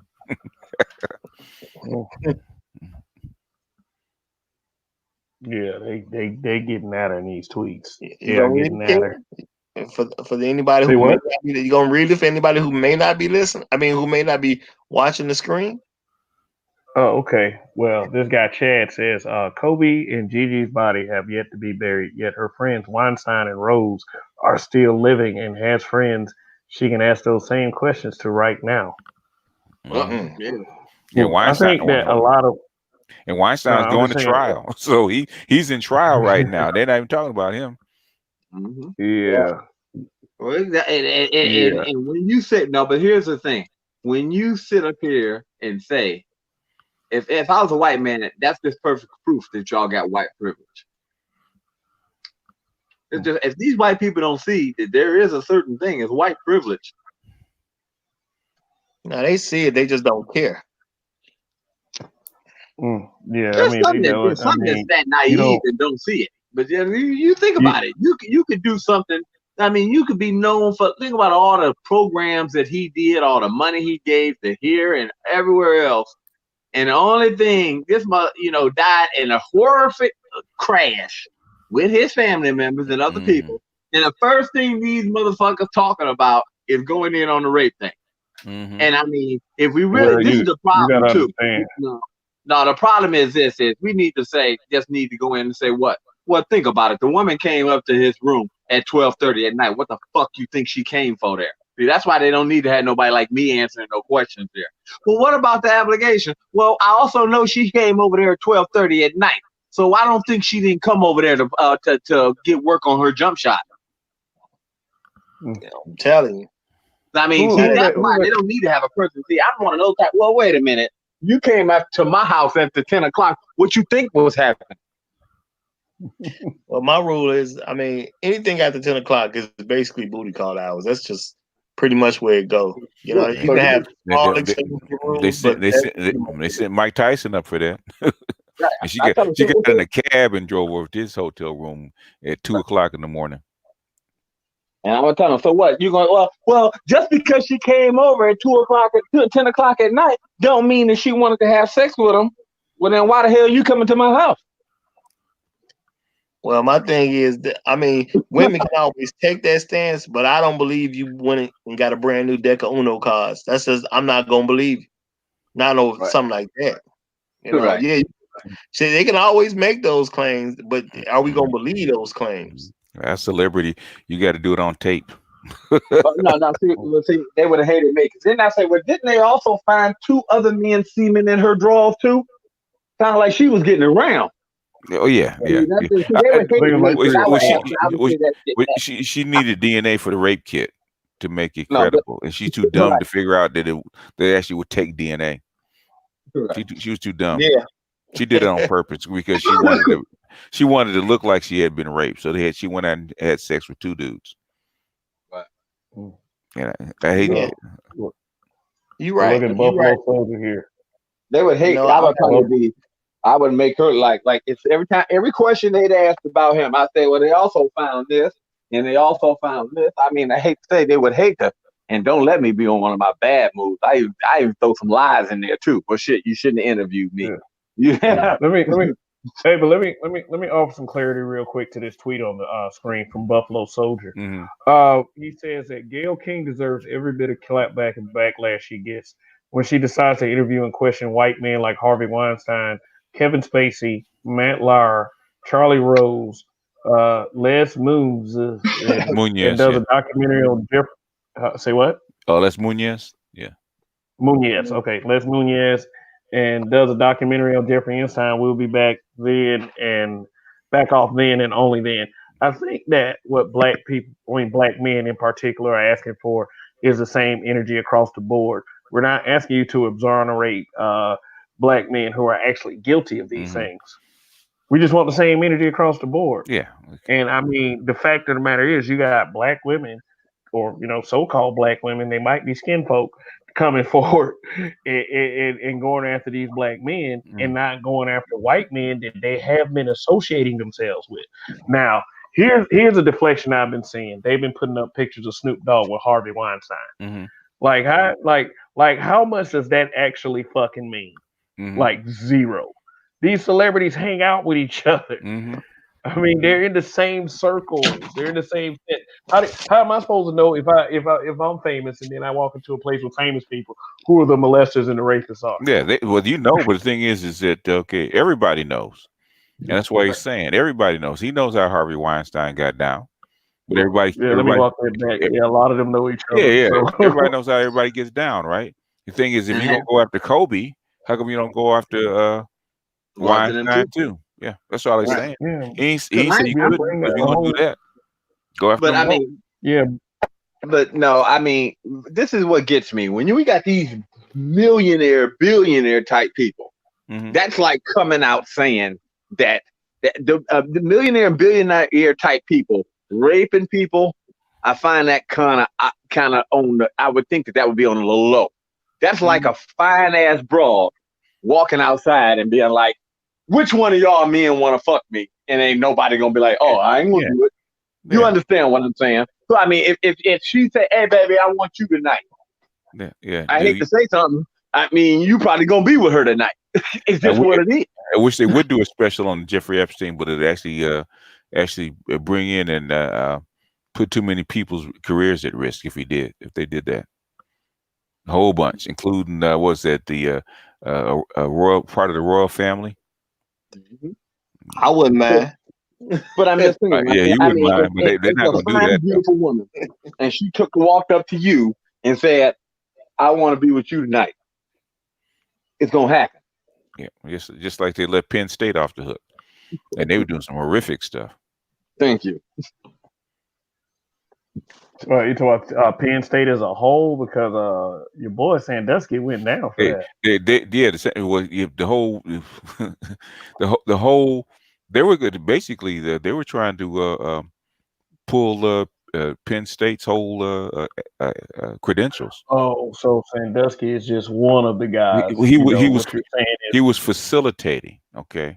He was facilitating. Oh, okay. It wasn't just doing. He was facilitating. There was a whole network that they didn't want to talk about that they kept secret. Sandusky was just the one that you could see. Right. Sandusky took one for the team. He took one for the team. Yeah. Okay. There's a whole bunch of stuff that's buried under Penn State. I think Gayle career should probably just come to an end. Let her take one for the team. That'd be a good look. Yeah, I'm just saying, if her career ended right now, that'd be a good look. She just take one for the team.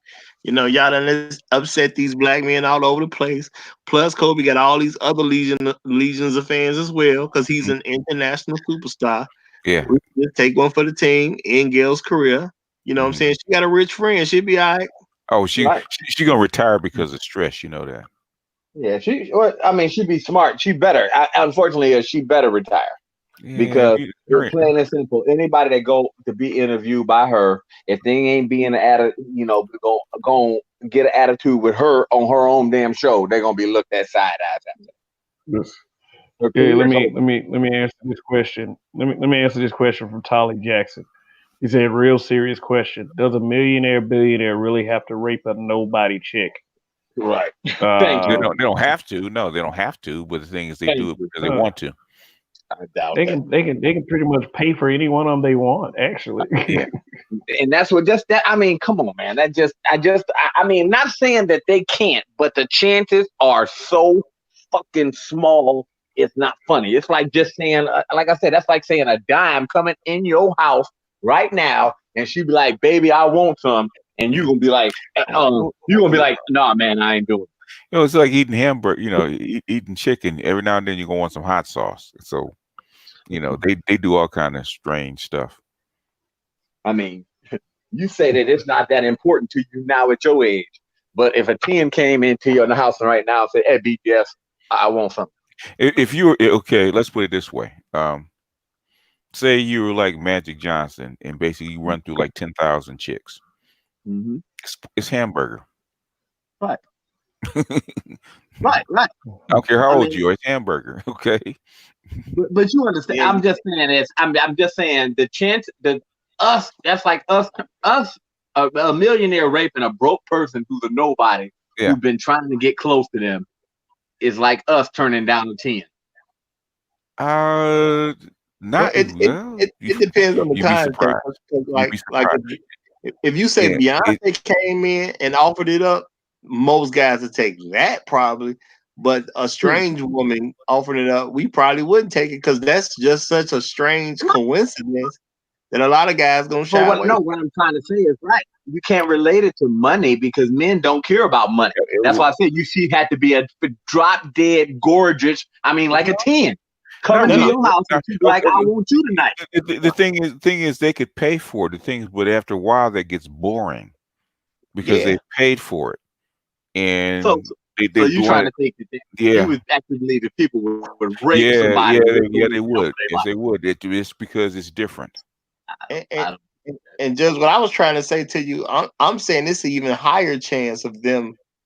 You know what I'm saying? Getting a woman to do it for free than because a strange woman coming into a regular guy's home that's offering up some pussy, that's strange on the realistic level.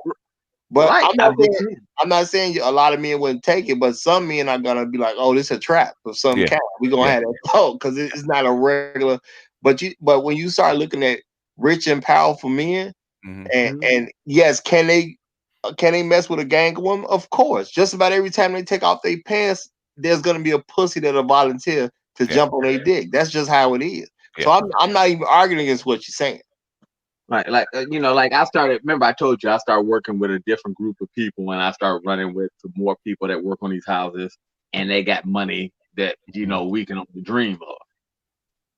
I've heard, and as you talk, this dude been working with me, the guy, one of the owners of the company. He just been standing around the last couple of days, and I done found out about shit that was happening in my city that I didn't even know happened down. Oh yeah, you go down in this area right here, and it's just like, what?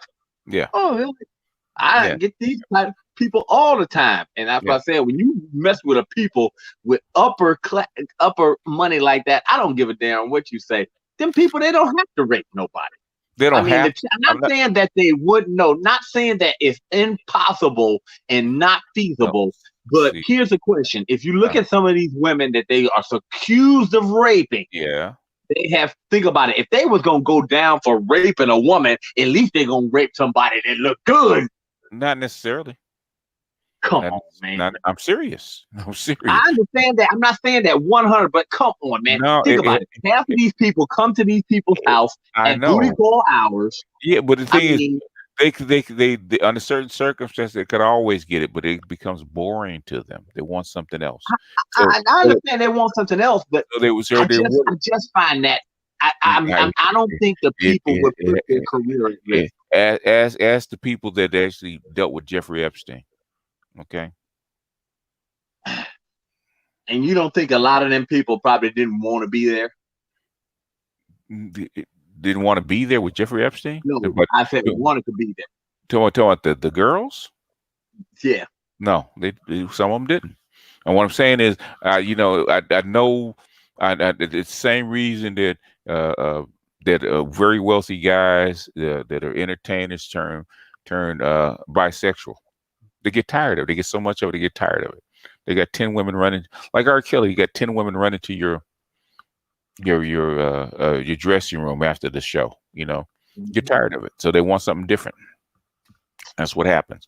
So I'm gonna make this young girl that's innocent, that's never been touched, and I'm gonna make her do it because it's different than these other chicks looking for a come up. Okay. As you say, I will make this young girl who's innocent and doing it. But yet, this young girl who's innocent came to my room at 10:30 at night. Come on, man. Are we talking about a pedophile? No, No, well, I'm just letting you know. well, I'm not well, saying no. I'm not giving she them could, no. she I could fought be, the she king. could, she could be 18, 19 years old. The thing is Okay. that is the ones that doing it willingly become boring. So just to be clear, we talk because I came in late. We talking about grown women, right? Right. Yeah, hypothetically, yeah. Okay. We're not talking about the other stuff, okay? Not here, Right. especially not. You know, they'll we lived at to the Jeffrey Epsteins of the world, okay? But no, I'm talking about.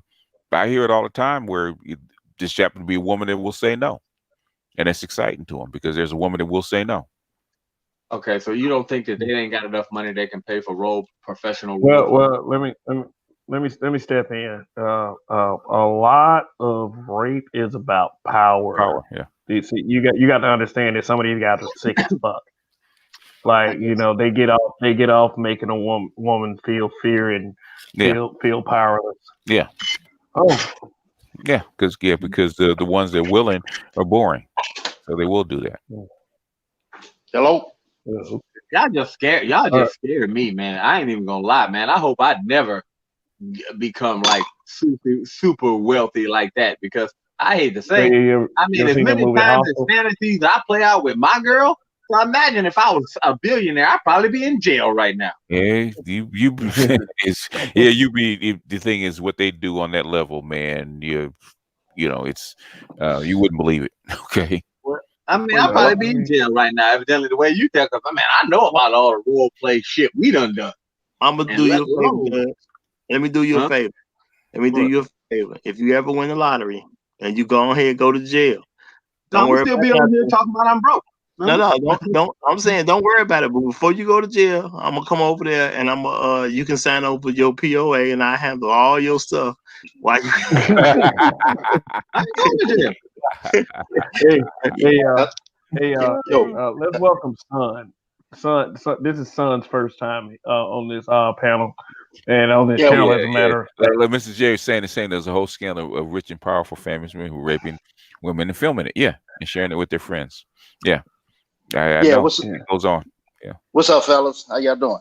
Yeah, what's happening? Oh, not much, bro. I was the one that asked that question about the millionaire, billionaire. You know, trying to with the rape thing and the millionaires and billionaires with the chicks, you know. Mm-hmm. It's definitely a legitimate question, but people do get bored, and it is about power. It's about power, That's what I'm saying. But they drawn to that power. The women. The women. A lot of them is drawn to that power. Let me explain it. Okay. If you are a man of means, and especially if you got a little status, right? There's like 10,000 women that will say yes at the drop of a hat, right? And you know they'll say yes at the drop of a hat. But the thing is, that as interesting as the woman that will say no.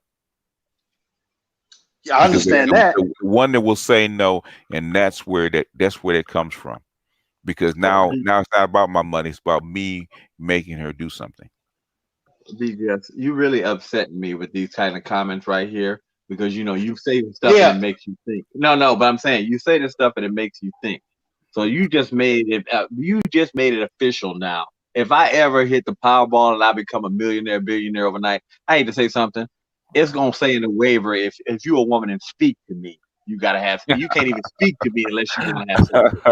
You're not even allowed to speak to me. I'm gonna have people talk for. You just scaring me, man. You're scaring me, man. Because they get so much of it, they get bored. Even the athletes get bored. I understand what you're saying, but it's not good if you have sex with me. You gotta have sex with me and my boys, and I'm coming over, and you're gonna do us all. But what's so bad if the women be doing that? Look what happened with Derrick Rose. I'm not saying that Derrick Rose do it. What I'm saying is there's people that do it, and then they pay them off, or they bring over girls to where they can actually do it. That's where that stuff comes in at. So but BGS, make sure they keep that quiet. Yes, sir.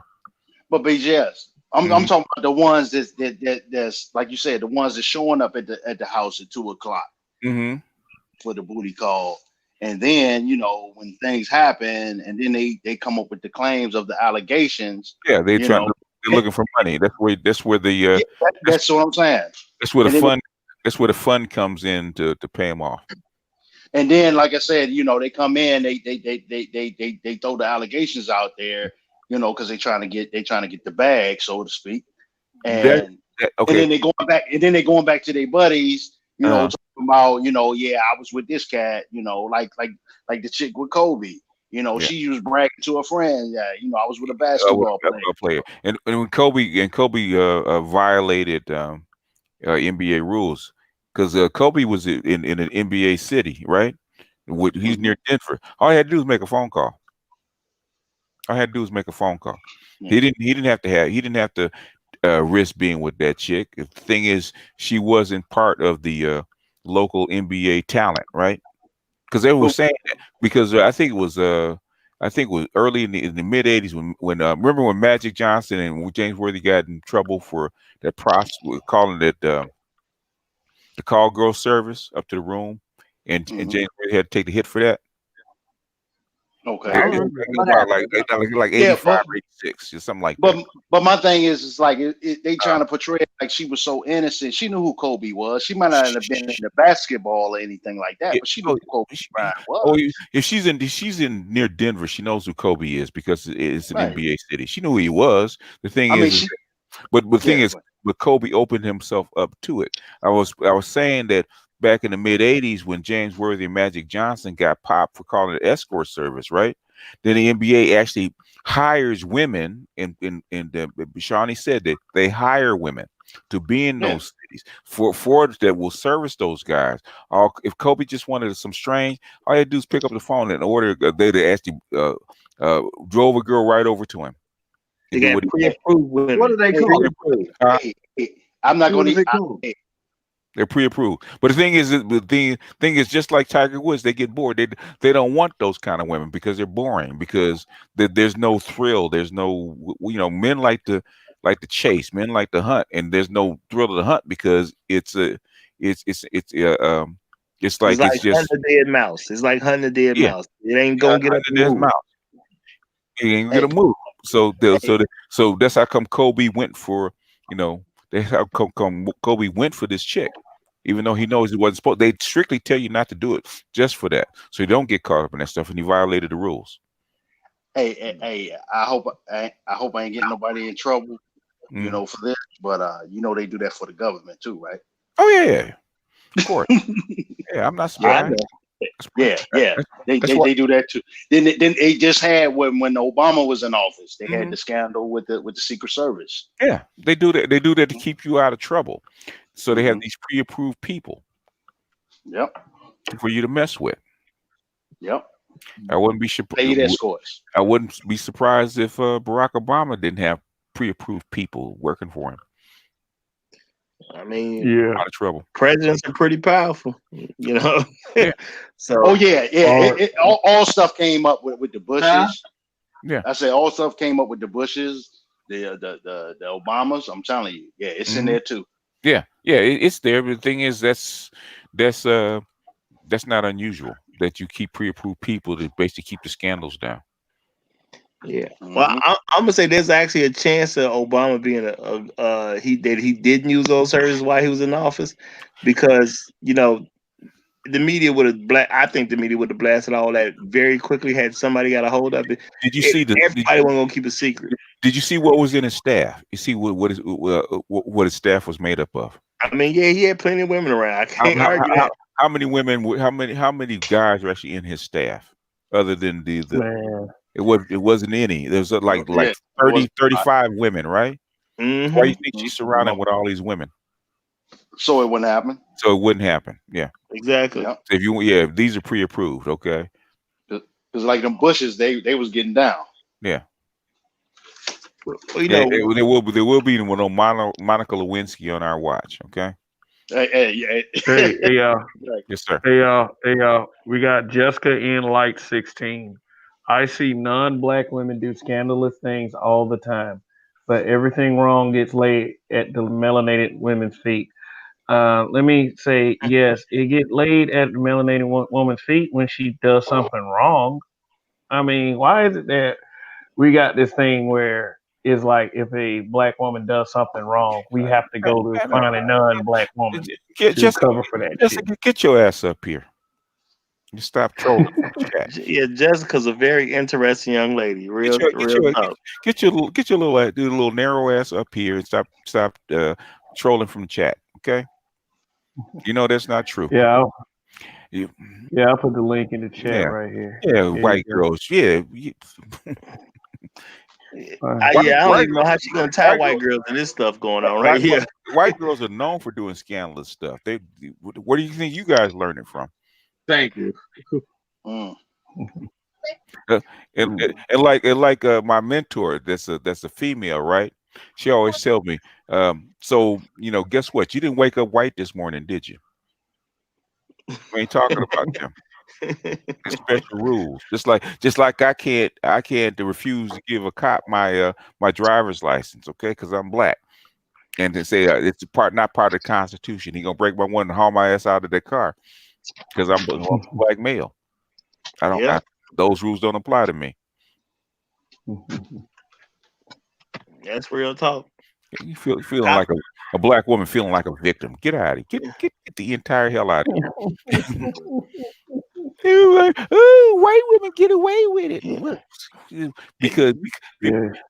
Because Buffy got your man and gone. That's what you're mad about. That man Tanner Williams summed it up. White women do it too. White women do it too. White women did it first. Yeah, I'm gonna make me a hit record called "White Women Do It Too."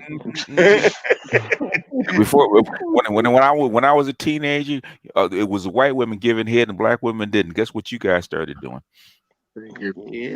Yeah, y'all give it a faster than they do now, and brag about it. Jessica must not be coming up. I remember when I was younger, a lot of it was, I was never really turned on by white girls, but I remember plenty of times there was plenty of white women that had done a couple of the boys. I mean, it was, and one of the things I say is this: they learn to play the game a different way. A lot of times, too, the white women, they'll play the long game. Where they'll come out and fuck you. Right. They'll fuck you first for a while, get you hooked, and then try to get you afterwards. That's what their game is. Where black women sometimes, as soon as they get mad, they blow up the whole spot. Where white people, they don't really like to blow up the spot because one, that makes it harder for them to get their next potential victim. So that's the reason why they don't go in that scorched earth policy as much as black women do, because they realize once you come out like that and you known as a white girl, most black people ain't gonna give you no more play after that. So you only get one and done. Miss J, why do you ask us why do black women still care? We're not black women. Right. I don't know. Are you any of y'all black women? I don't think you guys are. You guys sound pretty masculine to me. No. So why you asking us why black women still care? I don't know. Why do they still care? Why don't you hit the link and come on up here? Nah. It ain't like you got to show your face. Why the black women? We're not answering for black women. There's YouTubers that make videos. If you guys stop lying to each other in public, then you probably could answer that. Well, you guys lie to each other in public. Come on up here. You don't have to show your face. YouTubers make videos for months and never showing their camera on. You don't need to years. I'm a witness. Hey, very good reason why I didn't show my face. In the end, it didn't matter. Right. Hey, Miss J was offering clarity. She said she was talking about Jessica. Oh, okay. Jessica. Okay. Well, Jessica's young. That's how come she cares. She's still in that early mating phase. Yeah, she only 22, so she's she been told some crazy stuff about life and what really goes on. You know, and she's not ready to accept these realities that she has to deal with at this point. Yeah. Did you guys hear my girl in the background? I said we don't bite. She in the background yelling, "Yes, we do." Don't listen to her, Jack. She done been on. She talk all that shit, but she listened to me talk shit, and you hear my woman right in the next room. So see, we don't bite. And basically, she follows. Jessica always winds up on these streams. Okay, somewhere or another. So evidently, has she been on your stream before? No. Okay. No. So basically, She's on Roger's stream now. so I posted the link into my community page. So that's why come she's here.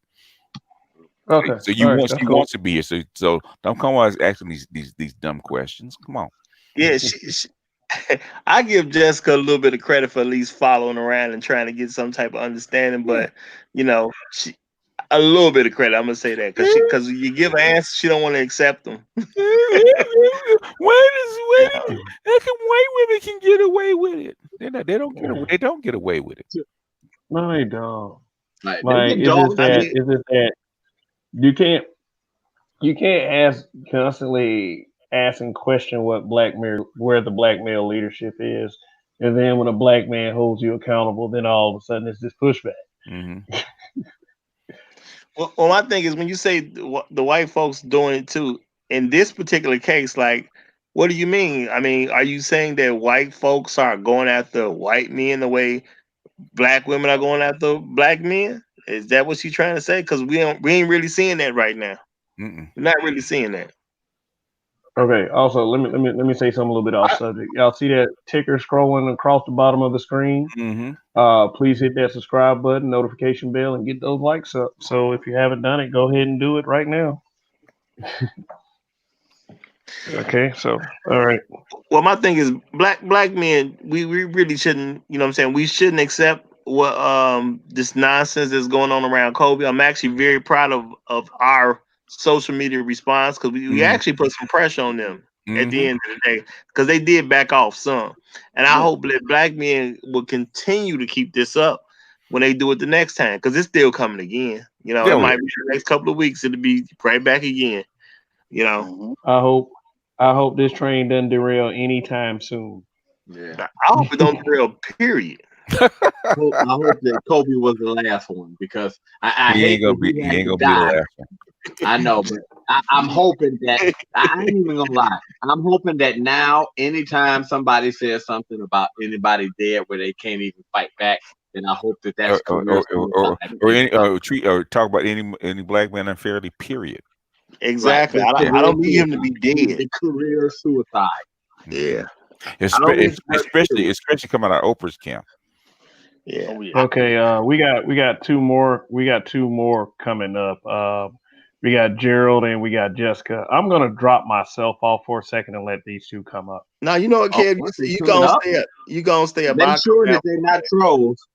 Yeah, I'll come down for a minute, Kev. You gonna stay up. But make sure they're not trolls, Kev, because somebody was like joining the streams and then Gerald's been around for a while. He was a member of the group, and Jessica, BGS no Jessica. Yeah, I've had that talk with them yesterday that they have to be. Well, at least you know that they're real because somebody was doing that to Mr. After Classic. They was posting porn in the background. Oh yeah, it's kind of difficult to do that on StreamYards because you can just bounce. Basically, they changed their picture while they were sitting there waiting to that. But it's saying unless you leave it up there for a long time, they're not going to really kick you for that. Okay. Because that's an obvious troll thing. So. Okay, so let's welcome Gerald and Jessica to the panel. Can you hear me? We got you. Yeah, I can hear you, Gerald. I can hear you. Tell that brother the only trolling I do is on a lake when I'm trying to catch some crappie or bass. So that's the only. We just didn't know. Y'all just telling him. That's not saying that. I never heard it. That's all. No problem. I'm seeing you be coming over my house for a fish fry. Hey, G, what you got cooking, man? I was trolling for some bass. Yeah, bass, all right. So I'm more of a pork chop person, so invite me over.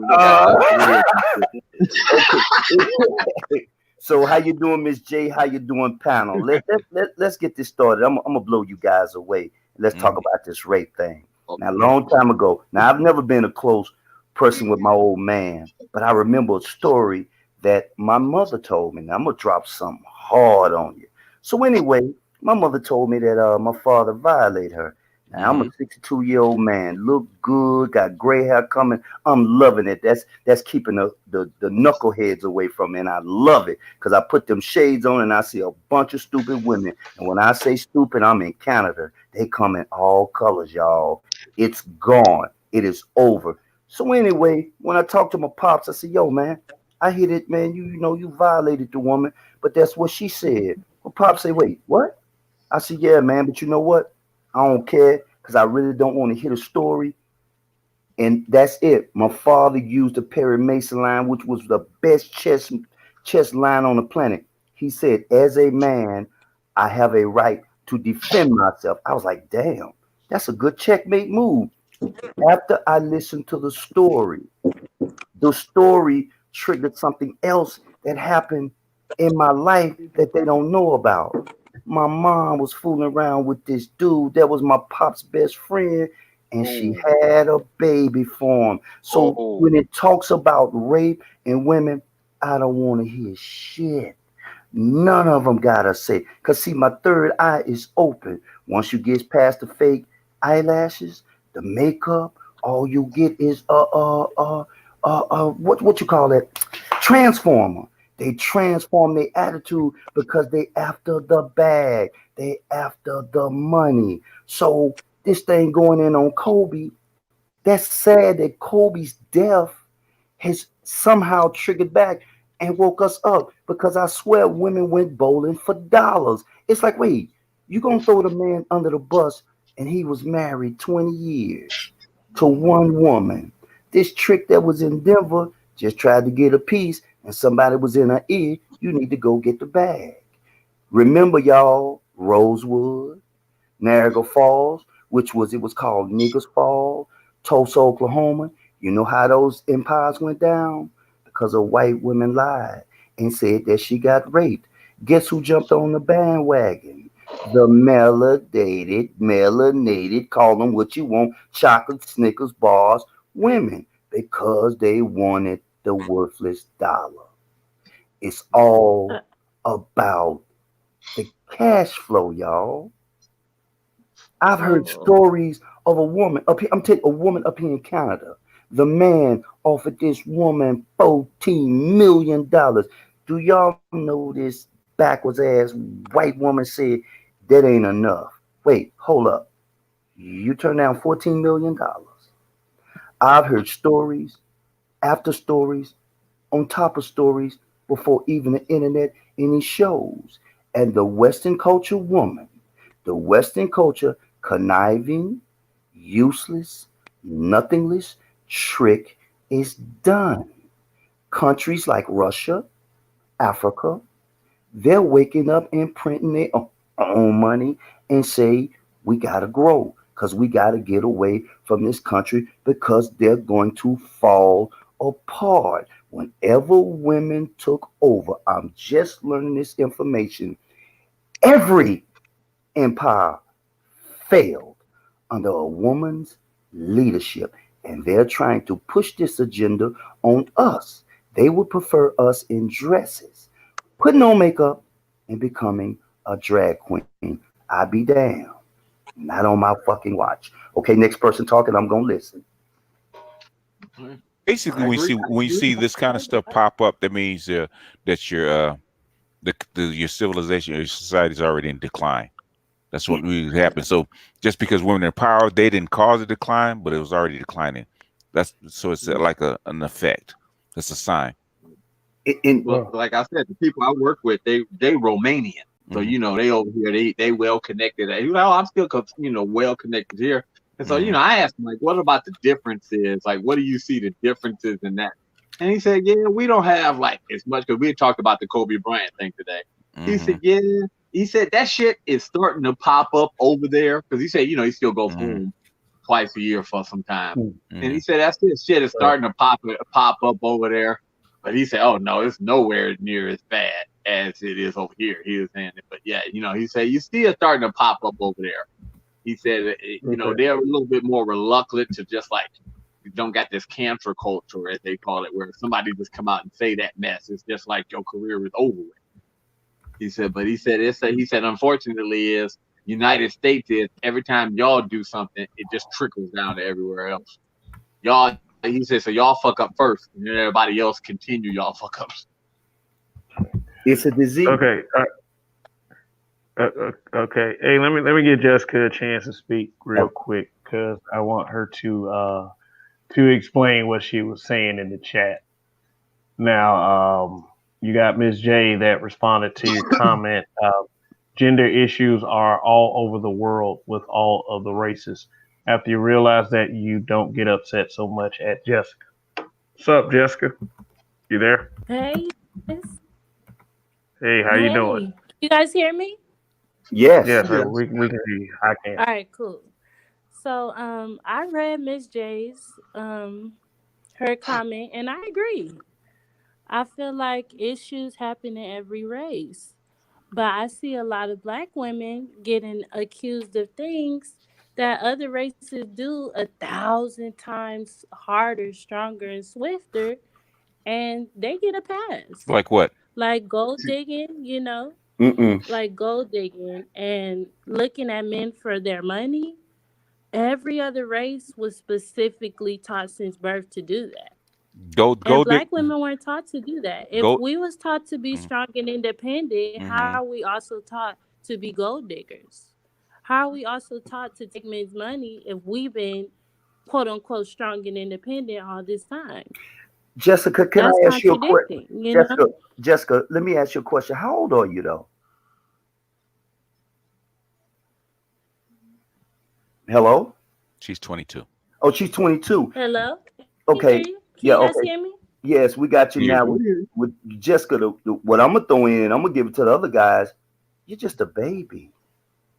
You haven't seen a lot of things, but a lot of things to me are falling on you. You are not this 30-year-old woman. You're not these women who are after the bag, trying to pay that mortgage, trying to take care of their kids, using their children for certain things. You are a newfie in this life. And just so happen, a lot of this is coming down on you. Now, me, I can bet you and put money on it.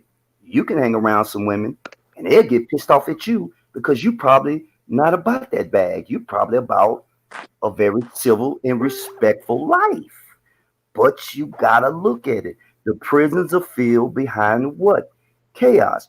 Who gave you that chaos? The government. Who did the government give the helms to in that chaos? The woman on any side, black, white, blue, or green. If you want to unravel a system, give the woman the power, get rid of the man, and look what you got. I mean, for heaven's sake, they're trafficking children. I'm fucking 62. I'm finding out they've been doing this all my damn life. I'm like, this is crazy. And now you want to talk about a man who hadn't been dead for a good 20 seconds, and the women were on the internet, which all this rift started. I mean, it was already there, but now the highlight is there. And think about what I'm saying. Men never had a platform. We never spoke up. We just took our bullet wounds and we went on. We didn't tuck our tails. We just healed ourselves and we kept on living.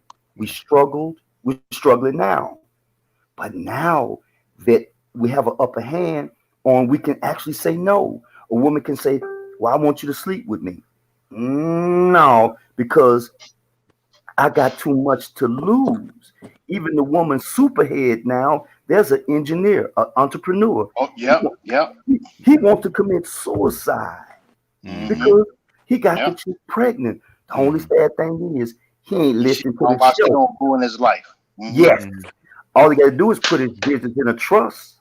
See, they never educated us. They just used us as enemies. That's what they did. And it's the perfect move on the chessboard. You make us enemies. You know why black women get accused of being gold diggers rather than more than white women or Asian women? You really want to know the answer to that, Jessica? You want to know why? Come on, Jessica. You want to know why? Jessica, can you hear me? Hello, yes, I can hear you. Mm-hmm. You want to know why? Yeah. It's because black women don't know how to. You made some valid points. Because black women don't know how to keep their mouths shut, and white women do. A white gold digger will keep her mouth shut. Guess what a black woman is gonna do? She's gonna tell everybody. She's gonna bring we don't have to accuse her of nothing because she's gonna come out and tell us how many channels on YouTube are teaching black women how to be what? Gold diggers on YouTube. And I'm proud of it. Yeah. Not even the fact of that, but like I said, white women know what the fuck. As soon as I get the reputation for being a gold digger, that's gonna cut me off from doing the shit again. Yeah. So why the fuck I'm gonna talk about it? Yeah. I said, see, that's the problem. Y'all just think that black women just ain't never been checked for when y'all do something wrong that y'all don't even realize half the time y'all be fucking it up for yourself. Yo, think about it though. Say I'm rich, BGA rich, Ronald rich. You know, you done took me for $50,000, and instead of motherfucker, I took Dre for $50,000. But now BGS and Rob know not to fuck with you. You know what? If you think about it, okay, a white ball player will get a white stripper pregnant, or a black ball player get a white stripper pregnant, right? He'll pay her off. Guess what? She's not gonna do. Say a damn thing. Not gonna pop up at the top. She ain't gonna say a word. She ain't gonna say a word. And guess what a black one's gonna do? First thing she do is go to Instagram or Twitter, or get in front of some kind of camera and say, I'm getting ready to have such and such and such as baby. Well, think about it. Why you think that back in the day it was so many people that say this black dude got 5 white girls pregnant? Then these motherfuckers kids finding out they brothers and shit after they grow. After they grow. I mean, y'all couldn't keep your mouth shut for 5 minutes, let alone 20 years. remember the running back that played for Minnesota? What's his name? They had all those kids. No, he played for Denver. You mean? No, he played for Minnesota. He was a all pro running back for them for years. Not Travis Henry. Was it Travis Henry? No. The guy that got in trouble for whipping his child. Adrian Peterson. Adrian Peterson had about 8 or 9 kids, right? Are you serious? And the thing is, the 9th one they didn't know about until he got till the baby got murdered, right? Because the white woman that he was paying never said anything. What? Think about it. She might pay your mortgage. It was the boyfriend of the woman that actually killed his son, right? And nobody even knew about it until it happened, because he was sad about it. Nobody even knew that he even had a kid because she never opened her mouth. All the other kids everybody knew about. You know what? I remember that was in the media, and they took a broom and pushed it under the rug so quick. I remember that. Yeah. Wow. And nobody, remember that because she even the kid didn't know that the boyfriend didn't even know that was Adrian Peterson's kid, because she took the money and never said anything. Wow. Well, I mean, think about it. If you smart your dude a millionaire, he gonna put you in a nice house, give you a nice car, pay your bills. I mean, no offense, most people don't get that. And now I'm not in a relationship with him, but you taking care of your kid and you paying the bill. Why the fuck I'm gonna blow your spot up? That's just gonna make it harder for you to make money, which means less money for me. Because black women can't do that. They gotta tell everybody. They gotta, but not in the fact of that, and they gotta be this is the problem is y'all don't realize they gotta be the center of the fucking attention. So what else? So now we explain that, Jessica. What else do black women get in trouble for that nobody else gets in trouble for? Is she still on? I don't know. I think she lost contact. Yeah, I think she lost contact. You got to understand. I respect the fact that she's got the balls to even do it, but again, the ovaries. Yeah. I don't want to play chess with you. You'll kill me on some moves.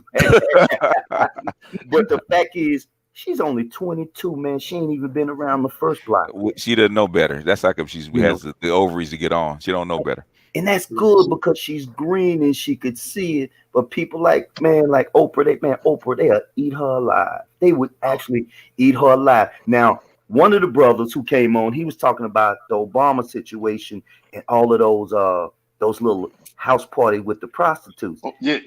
Did y'all remember the madam that was found lynched in her own shed? She was supposed to go to court and sing like Patti LaBelle on all of those politicians. Remember, she came up dead. Oh yeah, about that. They put that story under. I got another fastball for you. You want this one?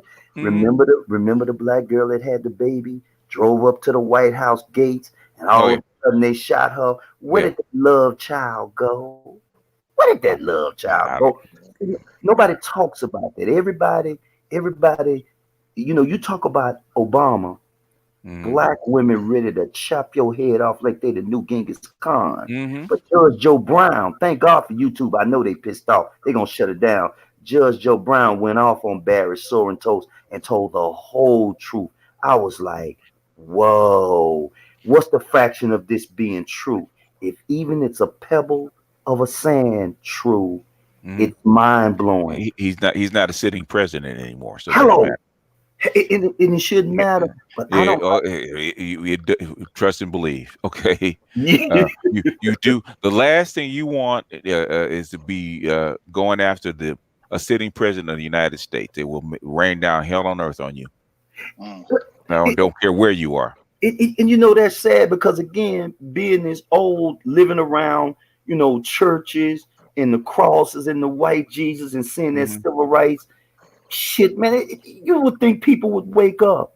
If they would wake up. But now I'm like that movie They Lived, the first Matrix. I throw on my Ray-Bans and I pretend I don't see shit no more.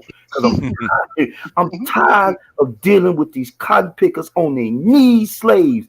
I can't stand them. I can't stand the fact that they hate me because I read a book. Assassinations go all the way back to the Roman Empire, man. This ain't new. You don't mess with power like that, man. Unless you got a whole lot to gain to take that risk, man. And it is a risk, and I guess that's why my grandmother, when she died, the one thing she died, and she said, she was afraid to leave me here by myself, and I didn't understand. And then I started thinking about it. I actually saw Kennedy get shot on TV, man, and I still say, damn, I gotta say, the front seat driver, what made him turn around? I just want to know what made him turn around. And here's the biggest clue: if you shooting in a movie, I always seen John Wayne duck behind a tree. My question was, why the hell was Jackie Onassis trying to get out the car? I mean, when you no, she was pulling the top of his head back on, putting it back on top of his head. That's what she was doing. She wasn't trying to get out of the car. Yeah, she always thought she was trying to get out of a car. No, she picked up the back of his head and tried to put it back on. Shit. That's what she's doing. I didn't mean to get off the subject, but back to all of this crap again between chaos, rape. I mean, they make us look bad. I mean, just think, man, any one of you brothers, a woman can just call in and say we did this shit and we're guilty till proven innocent. That's a big headache, man. It's kind of scary sometimes to walk around being who we are. And don't be too masculine and toxic and cool. You threaten the whole goddamn club. The club look at you like, this motherfucker got too much swag. What's going on? I've been in there. Guilt or innocence is for regular people, okay? That's the thing. That's the thing. The black man is the biggest concubine and the biggest threat. Yes, they are. Yeah, even our women. Shout out to DC. I know you're gonna get me for it though. Yeah. we are the biggest concubine. The biggest concubine and the biggest threat. Man, that's we are the sleeping giants. I saw a billionaire said that in the States, man. Like I said, I got out of the States during the Obama administration. I got the hell on, man. But this billionaire, he said it. He said he's afraid because the slaves are waking up. They say we waking up, man, and which is good, which I think is a good thing. I still remember when brothers, man, used to be strangers like you guys. Y'all look at me and say, "What's up?" We shake hands. And then I saw NWA change everything, and it was niggas with attitude. Next thing I know, we started shooting each other. But the one thing that maintained was the accusations of rape. It maintained its power. And I lived in Houston, and I'm telling you, a lot of guys got jammed up because they wouldn't give these girls money, and they with them boys. They was getting that money. And girls like, "Oh, you ain't gonna give me this? All right, I'm gonna set your ass up. Like, you ain't gonna do shit. Next thing you know, homeboy going down for rape allegations and what is the other one? Domestic violence. Jessica, stop feeling sorry for yourself, all right, babe? That's all you're doing. Stop feeling sorry for yourself. You black. Get over it. Come on, man. Give her my time. No, get over it. Man, I learned that when I was 11 years old. Get over it. But remember now, when you're dealing with women, gentle sensitivity. When you're dealing with men, I got 2 daughters that are older than her. Get over it. And one is as dark as the Ace of Spades. Get over it. But let me ask you this: were you able to help them adapt to what's going on and see the struggle of men? Yeah. Seeing the struggle of men? Number one, they can't see the struggle of men because we don't live in the same environment they do. Okay. They can't understand it. Okay. They can understand a little bit because they got a brother and they got boyfriends and they got sons. Okay. They have sons. Beautiful. So they know that they're the struggle of black men, but you can't understand it because they don't have to live in that environment. They can stop by a police and they can smile at them. Okay. We get stopped by a cop and start smiling, we're gonna get pulled out of the car. Yeah. That's true. But you know what? I can see it up here in Canada. A cop stopped me, man. And once they hear that accent, it's automatic respect. And an officer here told me, he said, the one thing we don't need to do. I said, what? He said, be in trouble with you. And I'm like, what do you mean? He said, you from America. We don't need to be in trouble with you because if this hits the media and we harass you, oh man, we in trouble. If you from the States, I'm like, well, shit, I like that. The cops started laughing, but it's funny. I get mad respect here. I just like, okay, officer, what's the deal? Here's my license, this and this. He say, well, hey, your brake lights out, blah, blah, blah, blah, blah, blah. And okay, no problem. I get it fixed. All right, sir, you have a good day. Thank you. Like, wow. In another country, you're not black, you're American. Yeah, that's true. The way you said it. But in the States, but remember now, I said this in the chat room. We need to investigate, which should be you guys' next show. Break out that Black Law Dictionary and read the words of black and white. It'll blow your mind. I'm like, wait, what? But that's what we own. They don't want us to understand certain words. I don't like telling y'all this, but I bought the book Mein Kampf by Adolf Hitler. I am blown the fuck away what I am reading, y'all. Trust me, we're fighting the same people. Adolf Hitler was back. Yeah, you'd be surprised. You'd be surprised at the information you can get from certain sources. It ain't about what they stood for. It was about what worked for them. Why wouldn't you want to employ a winning strategy at some point? Oh yeah. Yep. True that. So the only thing I can say is that, man, hey, I'm glad to be on this show. I'm always listening to the show. What I don't understand is why hasn't it gained more momentum, which I think it will. Well, again, let me go ahead. Let me stop you right there. I do understand certain things. Number one, I do understand that there's a certain appeal that goes along with this kind of thing. You gotta be attractive to an audience. And I'm getting there. I'm getting there. It'll happen. So I don't ever try to kind of moan and cry about something like that. Because I mean, if it happens, it happens. But I am satisfied with what I've done because of people like you. At least acknowledging that. That's great, man. I reached you, so hey, that's enough. I got quite a few people like you that feel this way about this channel right here. I love it. And all the habitual line steppers channels. So if people say they feel good when they can reach one person, I reach one. There's proof right there. I'm good. But I do appreciate all the viewership. I do appreciate you putting it in the community tab so other people can have an opportunity to see this channel. So if you're watching, go ahead and hit that subscribe button for me if you can. And also subscribe to the Roger Report and subscribe to You Ain't Shit for Watching. We're going to have a show on there tomorrow night. So I hope Okay. y'all tune in. Okay. I like the show. Normally I just sit back and, roll me one up and sit back, grab me some Crown and just sit back and be walking in circles like, yep, be talking to myself. Yep, I totally agree. I totally agree.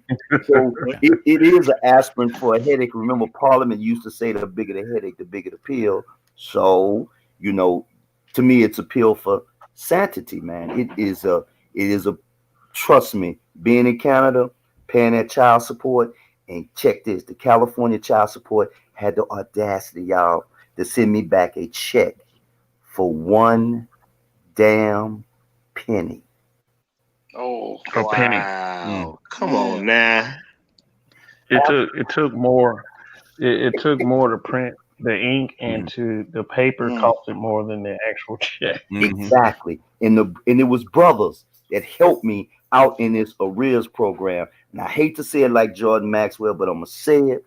One thing about Cali, it's ruled by the mob. Child support is ruled by the mob. And Jessica, this is for you because I know you can hear me. Guess what women work up in the child support system? When it comes to the Caucasian women, they're pretty nice. They answer the phone, put you in the right direction. When you talk to the one that's crossed the border, all of a sudden she got this Willie Lynch attitude, which is like you never was in the rears. You always owe. Like really, I got them. When I call them I'm like, wait a minute, that's mail fraud. So you're gonna send me an invoice, say it's a certain price, then you telling me I always owe child support. That's mail fraud. That means what you mailed to me was mail fraud. Then they turn around and threw the black woman up in my face, and all I got was an attitude. Even though I must say it, it was a black woman, Jessica, probably like you, that said to me, Mr. Jokes, you need to get these people off your back. Get them off your back, give them this little money, and be done with it. They settled. Now check this out, y'all. Y'all gotta hear this. I offered them 13 G's. These bastards wouldn't take it. It went down to 8 grand.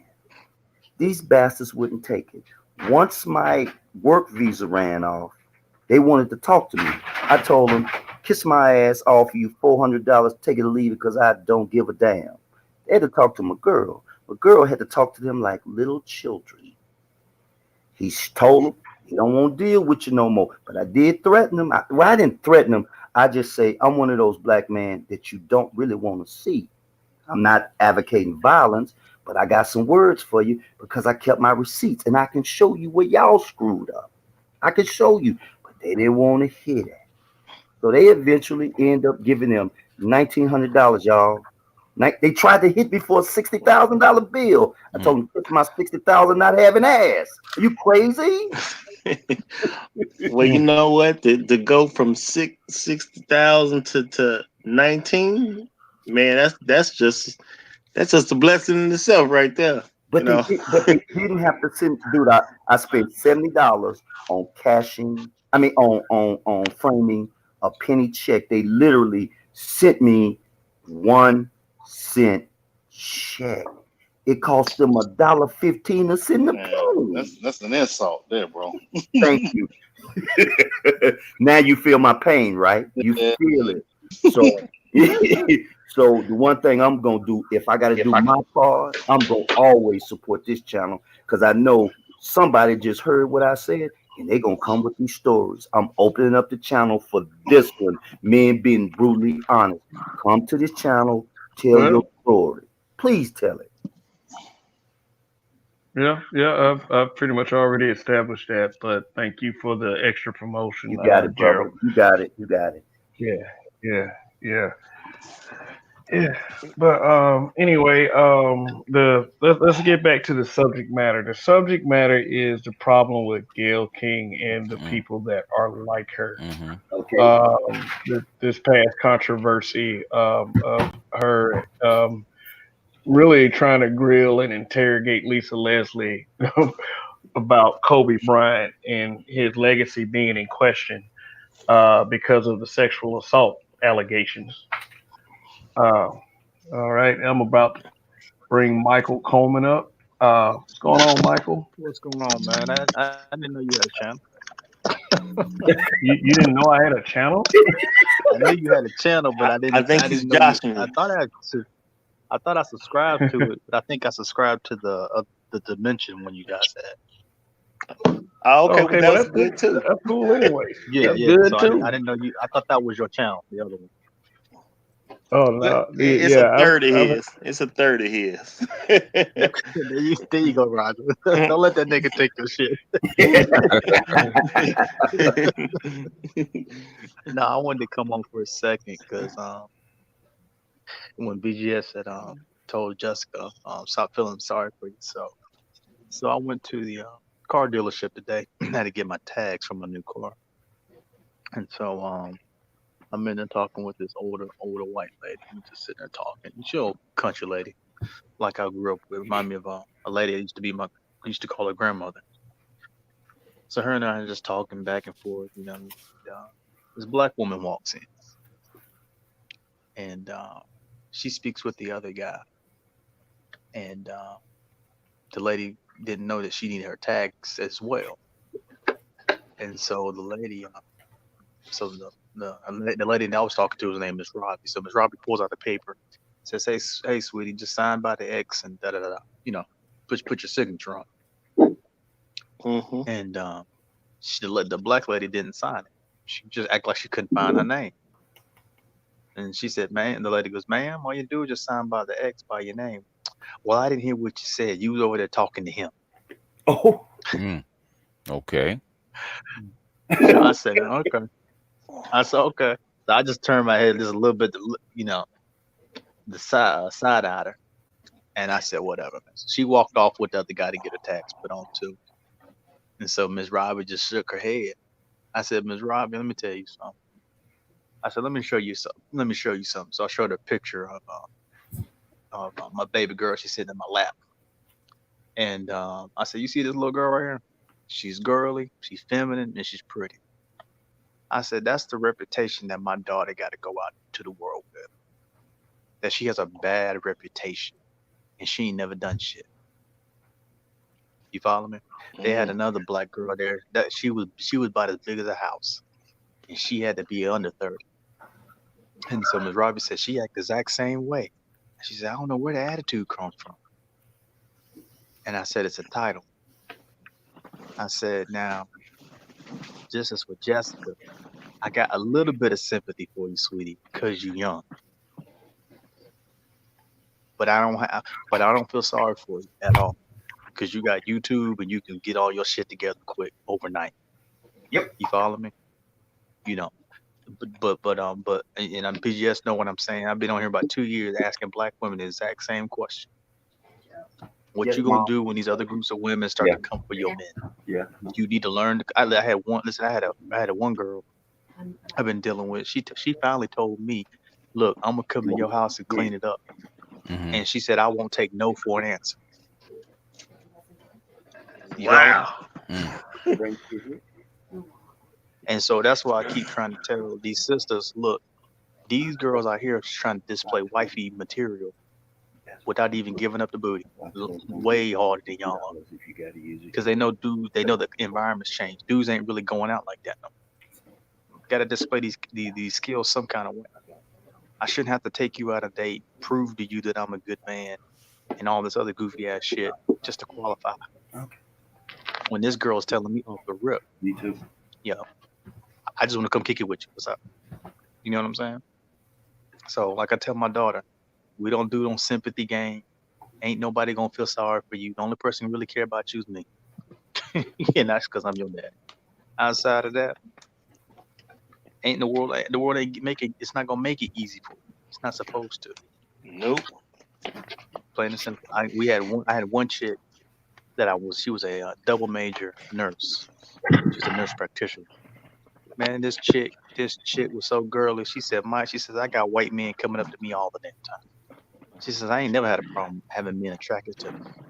And on the look scale, she's probably about a 6. But she always had a nice attitude. And she was real sweet. You get what I'm saying? So that's why I tell black women, I don't want to hear that bullshit. If you put yourself in a position to win, you can fucking win and get what you want. But the truth is what they really want is the attention that these other groups of women get, as opposed to you just going out here and get you one man out of a fucking billion and being happy with what you got. So that's all I got. Well, I just hope. I was gonna say, I just hope these women wake up because of what happened to get back on this Gayle and this Oprah thing. Because I'm telling you, it seems as though they went bowling for a spirit. It seems like they was coming at us indirectly because of the fact that, like I said, I hear you guys. I'm not a Kobe fan either because I wasn't a Laker fan, but I gotta respect the dude that he was a damn good player. He got jammed up, but the dude spoke 4 different languages. He didn't have his pants hanging by his ass. He was doing the respectful thing. So my thing is, why attack him? I mean, is this the only thing you did was pull this out? Was his rape charges, which it could have been me or you. We could have been in the wrong place at the wrong time. I say it again. They have done this to many men. Why hasn't these women gone after Epstein and Weinstein? Why didn't they say something about those guys? We live in a system of white supremacy. Okay. That's the big problem right there. You know, the framing of the conversation. Okay, he's dead now. Let's just destroy him. Like I said, they're still trying to come up on Michael Jackson. And you know they've been. You know, I heard a lot of this was a lie. In fact, I've heard everything was a lie. They got more people talking, but they won't even put them out in the media. It seems like they really are out to destroy us. It is one thing to see this when cable wasn't around, when I had 3 channels, but to continue this even today in the modern day world, and you still doing the same old 2-step, but then you using black women. And remember when Oprah ass was fat, we loved her ass. We supported her. We was like, yes, a black woman on TV. Yeah, we loved Oprah. And this is what you do. You backed this. You supported this. You approved this. They had to approve it. You just can't go on the media and say this without them knowing what you're gonna talk about. And she did try to jam Leslie, but she did the old Akeem Olajuwon spin and like what? Like she did, and it's like, you know, and then this rice shit, But man. you also got to think of it this way. Okay. The black man really is against all odds, has been able to change his narrative in this country. Okay. Right? Of course, you're gonna have about you got 50% of our population, just the black population, is just below poverty, right? But for a brother who really puts his head down, gets his shit together, and gets his life together, right? And so-called does the American dream story. At the end of the day, what can you say about that nigga? Everybody in this country know a black man's at the bottom. And they see in the biggest fear that they've already, when they polled the Midwest, they said that the white people were intimidated because people of color were catching up. You follow me? They started seeing brothers, they started seeing brothers in positions of power. Ain't a lot, but we still moving and operating in these positions of power. The dudes I see a dude like Kevin Samuels would be shook, man. There's a whole bunch of brothers like that over in DC, Washington, California, and all kind of shit like that, man. Wow. You know, just moving and operating. Them motherfuckers ain't worried about storing no dope. Dudes worried about paying their baby college. You know what I'm saying? You know, so being able to change the narrative on the ground as opposed to, how do I put it? What they see on that TV screen. Because at the end of the day, I think it's like, I'm gonna say, it's really the baby boomers that really watch TV. Baby boomers and women. Most people don't watch TV, man. It's boring. So that narrative ain't really, that narrative ain't really sinking in anymore because people are used to reading around other people now. Well, I'm gonna say, social media is taking over. I don't know how long it's gonna take for it to like fully take over, but the world is moving towards social media, and people like Kev, BGS, myself, all the other brothers out there with channels, people gonna gravitate more and more to us because at the end of the day, what they put on TV is not what we want to see. We're not gonna co-sign with them trying to embarrass black men on a regular basis, and we got other options. And we just in a world where there's other options now. They had a lot when it was 3 channels back in the day. We're a long way from them 3 channels now. We're a long way. We're a long way. So, you know, But yeah, but see, but this is my I'll say this and I get off. Guys, appreciate you having me on. Please but don't. my whole issue is that I keep trying to tell sisters when I come on, a lot of them come at me. They get upset when I come on because they think I'm too hard on them.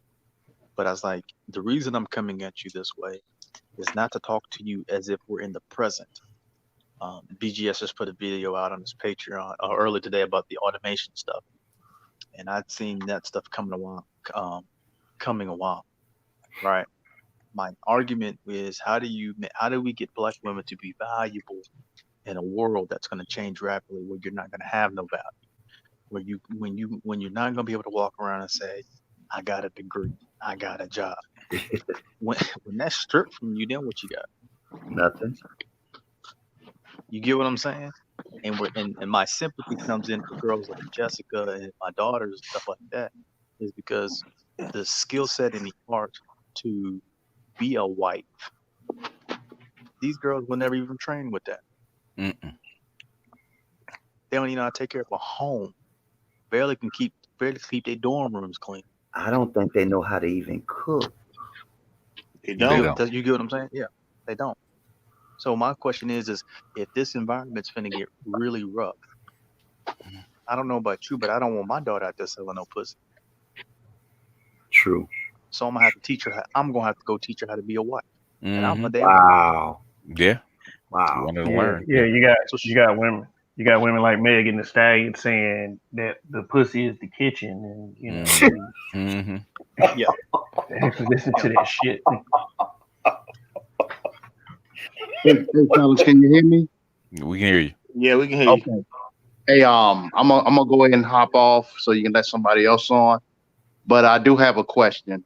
This is for Miss Jessica, and I know she's young and everything, but this question is specific for her, and this actually goes back to I think one of BGS's panels he had a couple of days ago. It was in reference, and I know it's off the line of the Gayle King and Kobe thing, but it actually does go into effect, and it was in reference to the black man, you know, with the white woman and stuff like that. I just wanted to know what was her issue in reference to you know, with the save yourself black man and black men, you know, dating outside of the black race, and she was coming out with the it's natural for the black man and black woman to have babies and all that. I don't know if she knows much about history, but during the 60s and on up, you know, at the time, you know, the black man couldn't even look at the black woman. I mean, I'm sorry, correction, the white woman. You know, they called it eyeball rape. He couldn't even look at it. I mean, you deal with the Emmett Tills and all that other in that situation, you know. And it was a time where back in the day, you know, like I said, black man couldn't even look at the white woman. He would get hung. He would get castrated. He would get burned alive. They was making postcards of the black man, right? So, you know, it wasn't the black man fighting for the interracial marriages and anything like that. So anytime I get into a argument with a black woman in reference to that situation, I always say 1976, Virginia versus Loving. Oh, who was at the forefront fighting for interracial marriage? It was a black woman. And that's my question. So, I mean, if you guys think I'm being too harsh, you know, pull my chain, you know, like brother BGS and everything. That's my big brother. You know, I'm going too harsh with it, you know, pull my chain. But that's my question for her. And I must go ahead and I'm gonna go ahead and sign off. And you brothers, you know, y'all have a good evening. All right, man. Appreciate you, man. Appreciate your participation. It meant a lot. Hey, I appreciate y'all letting me on. All right. Okay. All right. All right. All right, Jessica. And freed up a spot. Yep, Jessica's back up. I just let her back up. Okay. My Hey, Jess. Hey, so my service is a little staticky, but I'm gonna still try to like chime in or whatever. So I heard Girl, what your the guy. service always static. What you talking about? It is. It's always staticky. We're gonna that Obama wireless ain't doing you right, baby. Yeah, we're gonna have to pass around a collection plate in a minute. Get her on Verizon at least. Yeah, that's what she waiting for. I got That's Sprint. Sprint is Oh trash. God, that's Obama wireless. That's why you what's up? No, but so I heard the guy. He was saying that like black men couldn't look at white women or whatever. I get that, but I'm saying like, okay, when I'm talking to a lot of black guys, they say, okay, black women are just a fetish to white men. But black men, as far as I see, white women is not just a fetish to them. Like they love them. Like that's somebody who is really the woman that they want. So the You know question what I mean? the question is not if, it's why. Yeah. Do you care about why? It's a question that you don't ask yourself is why. Okay, so why? Why is it? Because they get treated better, which is something that black women will not accept. You won't accept it. It has to be how she looks. It has to be because you've grown up to desire something you can never have. It has to be all those things except the one thing that black men consistently say. You don't believe the words that coming out of their mouths is that they get treated better. Okay. Pure, simple, point blank. That's all it is. And in fact, I've asked many women, and the first thing they said, if they think it's sex, they think it's the way they look, and the thing is that they're cooperative. Okay, like white women are cooperative. They're raised to be cooperative, especially with men, and black women are not. And it's nobody's fault, but it doesn't have to be anybody's fault. That's the way you're raised. They're raised one way, you're raised another. But at the end of the day, would you rather be with somebody that's cooperative, that's helping you, or somebody that's going to be not cooperative and not help you? Which one are you going to choose? No, I understand. I get you. Here's a thought process for you, Jessica. The thing is, you were raised in Orange County. You're right. You sit right next to them. You see the same thing that the boys see. And you know there's a difference between the way black girls act and the way white girls act. Is there not? I mean, there's a little bit of a difference, but if you baby, I live in Southern California. There's black girls that grew up the exact same way that the white girls. And then those they black, don't get no love either. huh? You know what I mean? They get no love. They get chosen. They get chosen by black guys. They also get chosen by white guys. Yep. No, they don't. They get chosen specifically by white guys. For real. They get specifically by white guys. Specifically, right? They get chosen, do they not? Like the black, like the black girls that they're like black white girls. You know what I mean? They specifically get chosen by white guys. Like black guys that's not on their radar at all. You know? Okay. So did you ever ask yourself why is that then? Huh? I mean, you do understand the ones that you're talking about. They're raised a certain way. You said they were raised just like white women. Okay, so white guys are choosing them. Understood. What about the other ones though? Do black, because the black girls that are raised, because I went to a white school. Okay, I went to white schools most of my life. Okay, the black girls, even though they're around white guys, and we're talking about black girls that were actually raised in a white neighborhood, right? When they're around black guys, they don't act the same way. Y'all don't act. You were raised in the same neighborhood. You don't act the same way around black guys that you do around white guys, do you? Yes, I do. No, you don't. No, you don't. Yes, I do. No, you don't. Yes. Okay, Jessica, let me take a little heat off. What would make me want to? Like, what would make me want to code switch like that? If No, we all grew up in the same mm, area, why mm, would I? What would make me act different around the be- different? because We all from the suburbs, because you're you taught know. because you're taught to look by your mothers to look at black guys a different way. Well, why don't you code switch I for beg us? to differ. I beg to differ. So Just, oh, you I'm sorry. you beg to differ. So you act the same way around a white guy that act around a black guy. Yes, I do. And I feel like the girls that like my black girls that kind of grew up like me and in the same area, it's the same. We all grew up in the same area. And I'm from California, so it's like So am I. our culture it kind of like covers races. If you're suburban and you're in a certain area, it's Mm-hmm. not, oh, you're black, so you're black. It's like, okay, y'all got the same kind of culture, like the Mm-hmm. same lingo. Mm-hmm. So what would be a benefit for a black girl to act different Because you around it, a be- white it guy? because no matter where you are, where you grew up, as far as a black person, you have the aura of being cool, and you do act differently around black guys than you do around white guys. Now, Jessica, let me ask you. Here's a thought. Why don't you ask?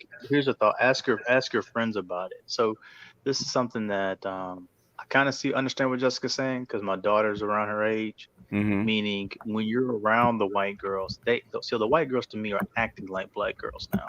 So they all act the same. But when an adult shows up, white women code switch real quick and get back onto yes ma'am, no ma'am kind of that demeanor.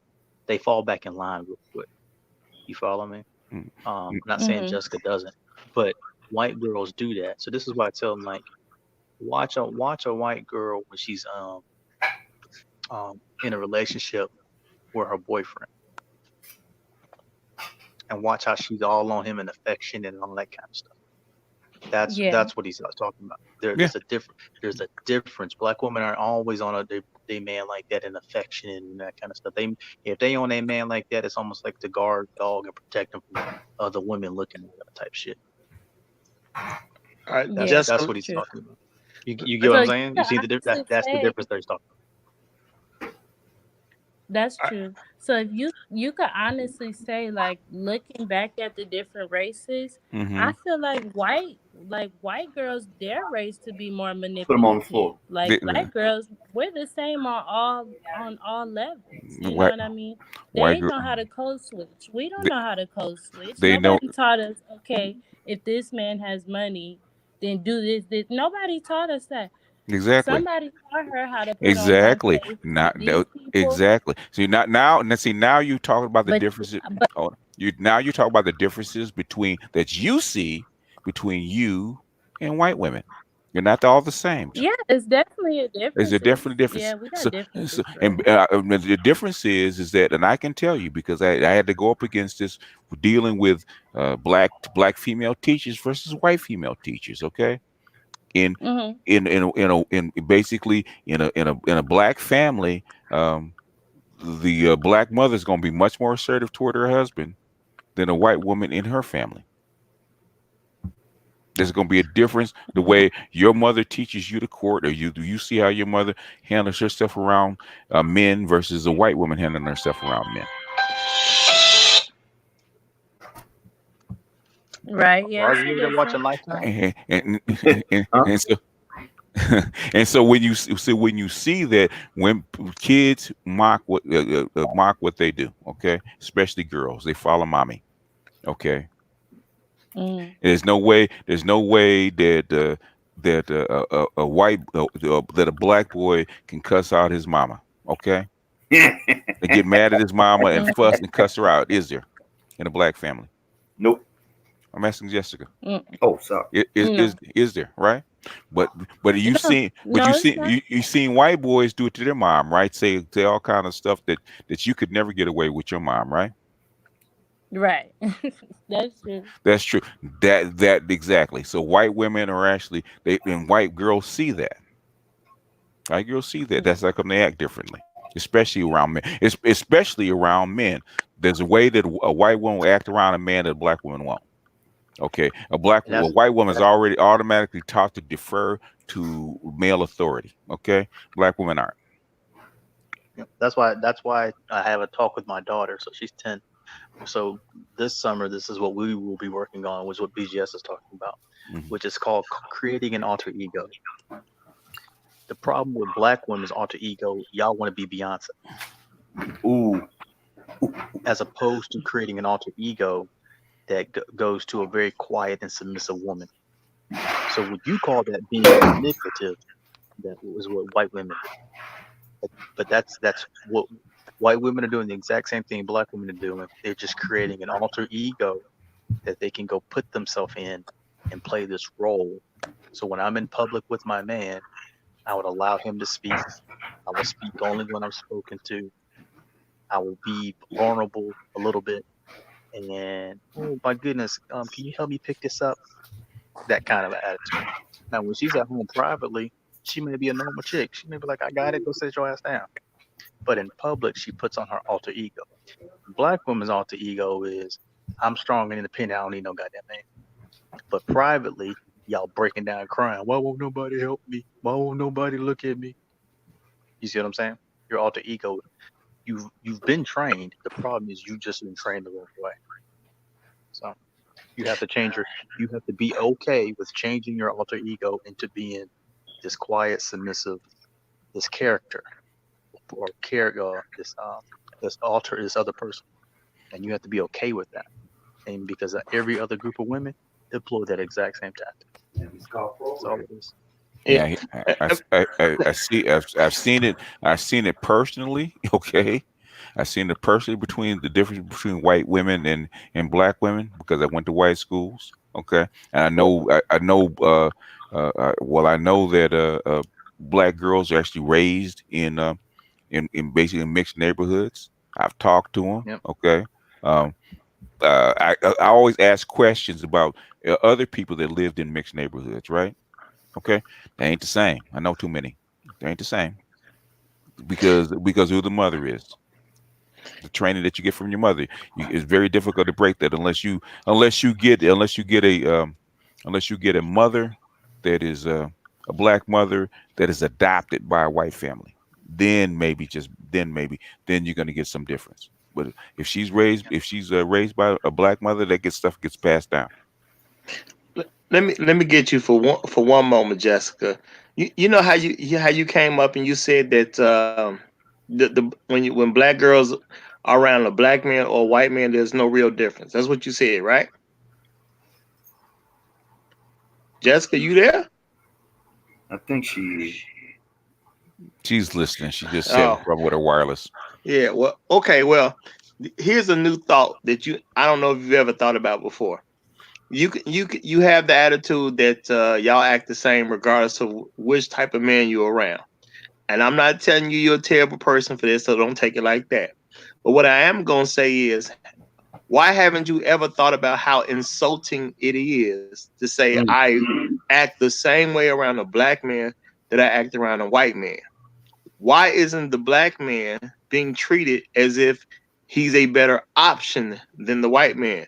And I'm saying that because if you have this thought in your head that black men should be choosing black women, then why would you treat him the same way you treat a white man? Why isn't there a noticeably better or a noticeably better difference in that? Improvement. Yeah, most improvement. Yeah. Yeah. Well, if I walk in the room as a black man and you feel black men should be choosing black women, shouldn't on a general level you want to turn it up a little bit because the black man walked in the room? But if you won't turn it up for me and you'll do the same, you just treat me just like the white guy. I'm not saying you're going out your way to treat the white man better, but if you want me to choose you, why are you not treating me better than the white guy? Now, I don't know if too many black women have ever had that thought, but I think some of y'all need to start thinking about that. If you really want a black man to choose you, how come you don't treat us better? Why are you not making an effort to show a difference in how you treat us versus how you treat them? Shit, y'all just describing television programming. I'm sitting back and just listening to you guys, and y'all dropping science, and basically everything you just described is on TV. They programming their asses, man. It is, but you know my thing is like when they say things like what she's saying, because I know she didn't mean it from a bad place or anything like that. But if for you to sit here and say that I'm the same when I'm around white men and black men, but you have in your heart that black men should choose you instead of other races of women, but you're not making an effort to show that there's a difference. Like those type of calculations shouldn't be going on in your mind. If I really truly believe the black man is better, and I really truly believe the black man should choose me, then the black man should get my best. But she's not saying that the black man's getting her best. She's saying the black man is getting the same thing the white guy getting. At best, at best, she's getting the same thing. Yeah. I'm just saying based off what she said. Yeah. Based off what she said. Man, it's sad. It's sad. And I guess what you all describing basically is Oprah and Gayle. They've been programmed too. I guess they just them old BT 1000s. They got so much hate in them, man, that they got the money, they got somewhat of power, and they done lost their damn mind. If you're gonna talk about Kobe, cool. Then talk about Weinstein, talk about Charlie Sheen, talk about all them too. The shit's fucked. It's just fucked, And then when you pick on Kobe, you picking at all of us indirectly. I feel like you poking at me, man.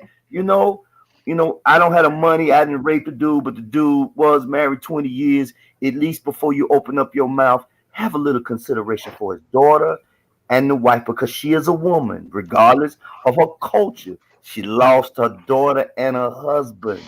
Yeah. Damn. Yeah, black men should have never had to even open their mouths about Gayle King. Black women should have come in and take care of it. Yeah, they should have, because at the end of the day, it looks like looks like it's enabling, right? You got Susan Rice up there going back at Snoop when Susan should have just been quiet on the whole topic. She should have just went at Gayle. That's a moment where remember when Alicia Curry made that comment about Steph, and then you saw her, Aisha, and her stepmother kind of did that touch, like, all right, girl, go sit down somewhere. That's what they should have done with Gayle King. Yeah, but but they did the typical black woman thing. Yeah, man. Exactly. Yeah, which is I was shocked at Susan Rice to do the typical black woman thing. I wasn't.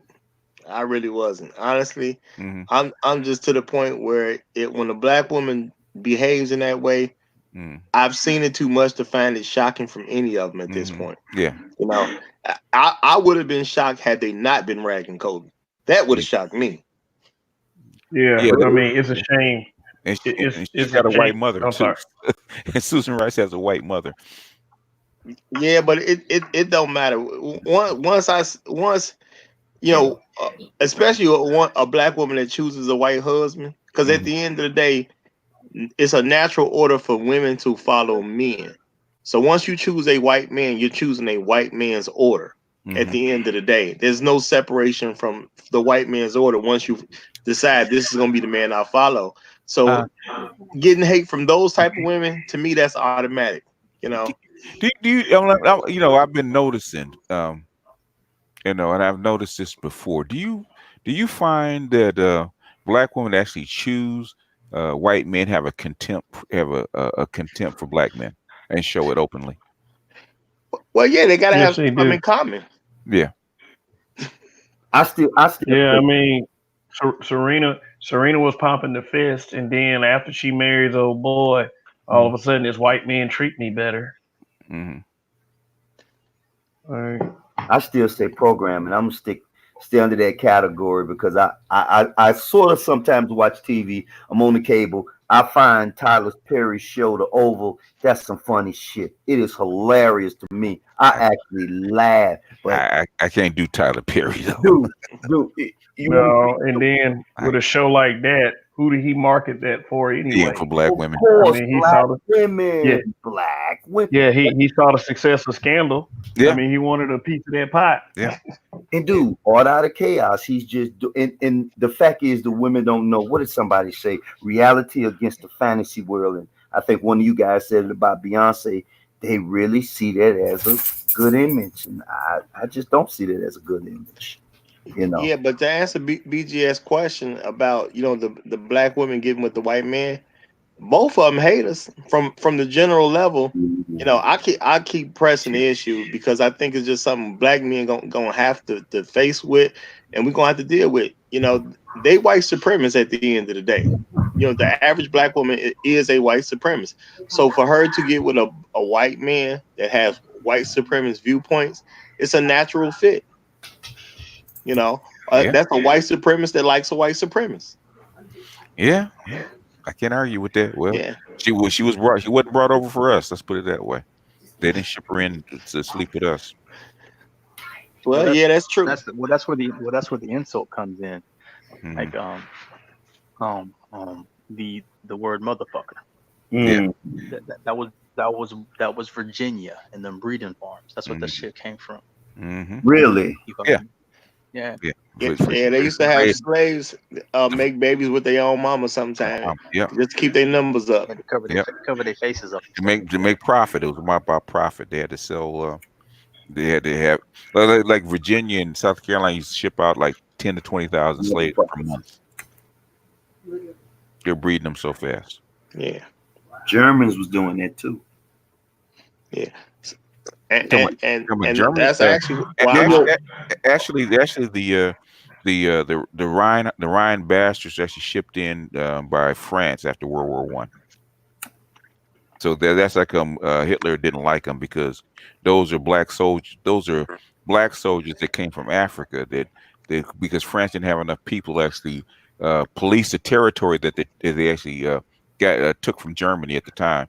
So the Rhineland the piece of the Rhineland that they got, they brought in African soldiers to police it. So the Germans had a hatred for those black soldiers.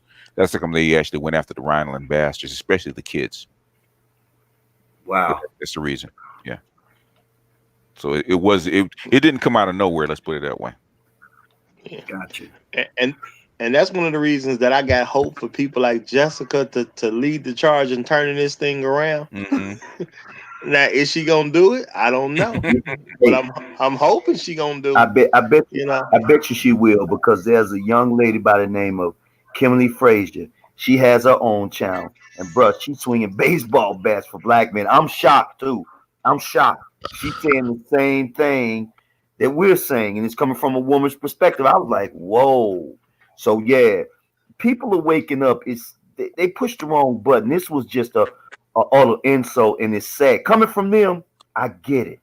But coming from people who are our own, now Gayle and Oprah, that wasn't too cool. That just was totally disrespectful. I'm still gonna get back on that.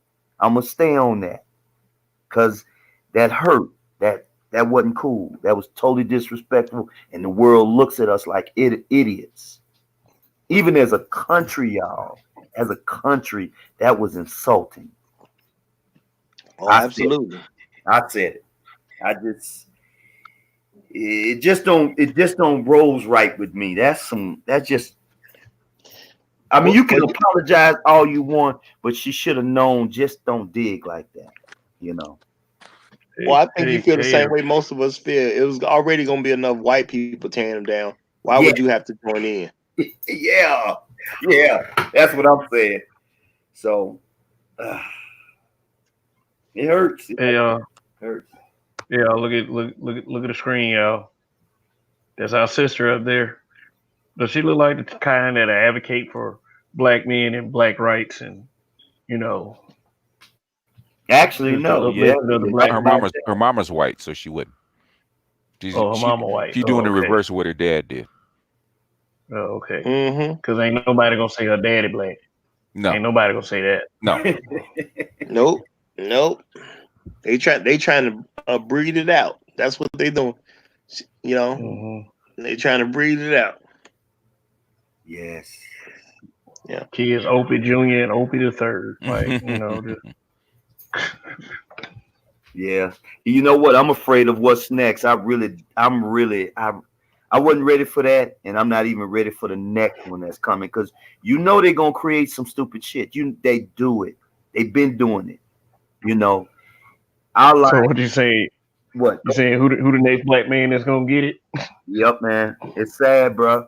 It's sad. It's something. Well, I know the real reason by me again older don't had nothing to do with it, but I kind of grew up when black people had money.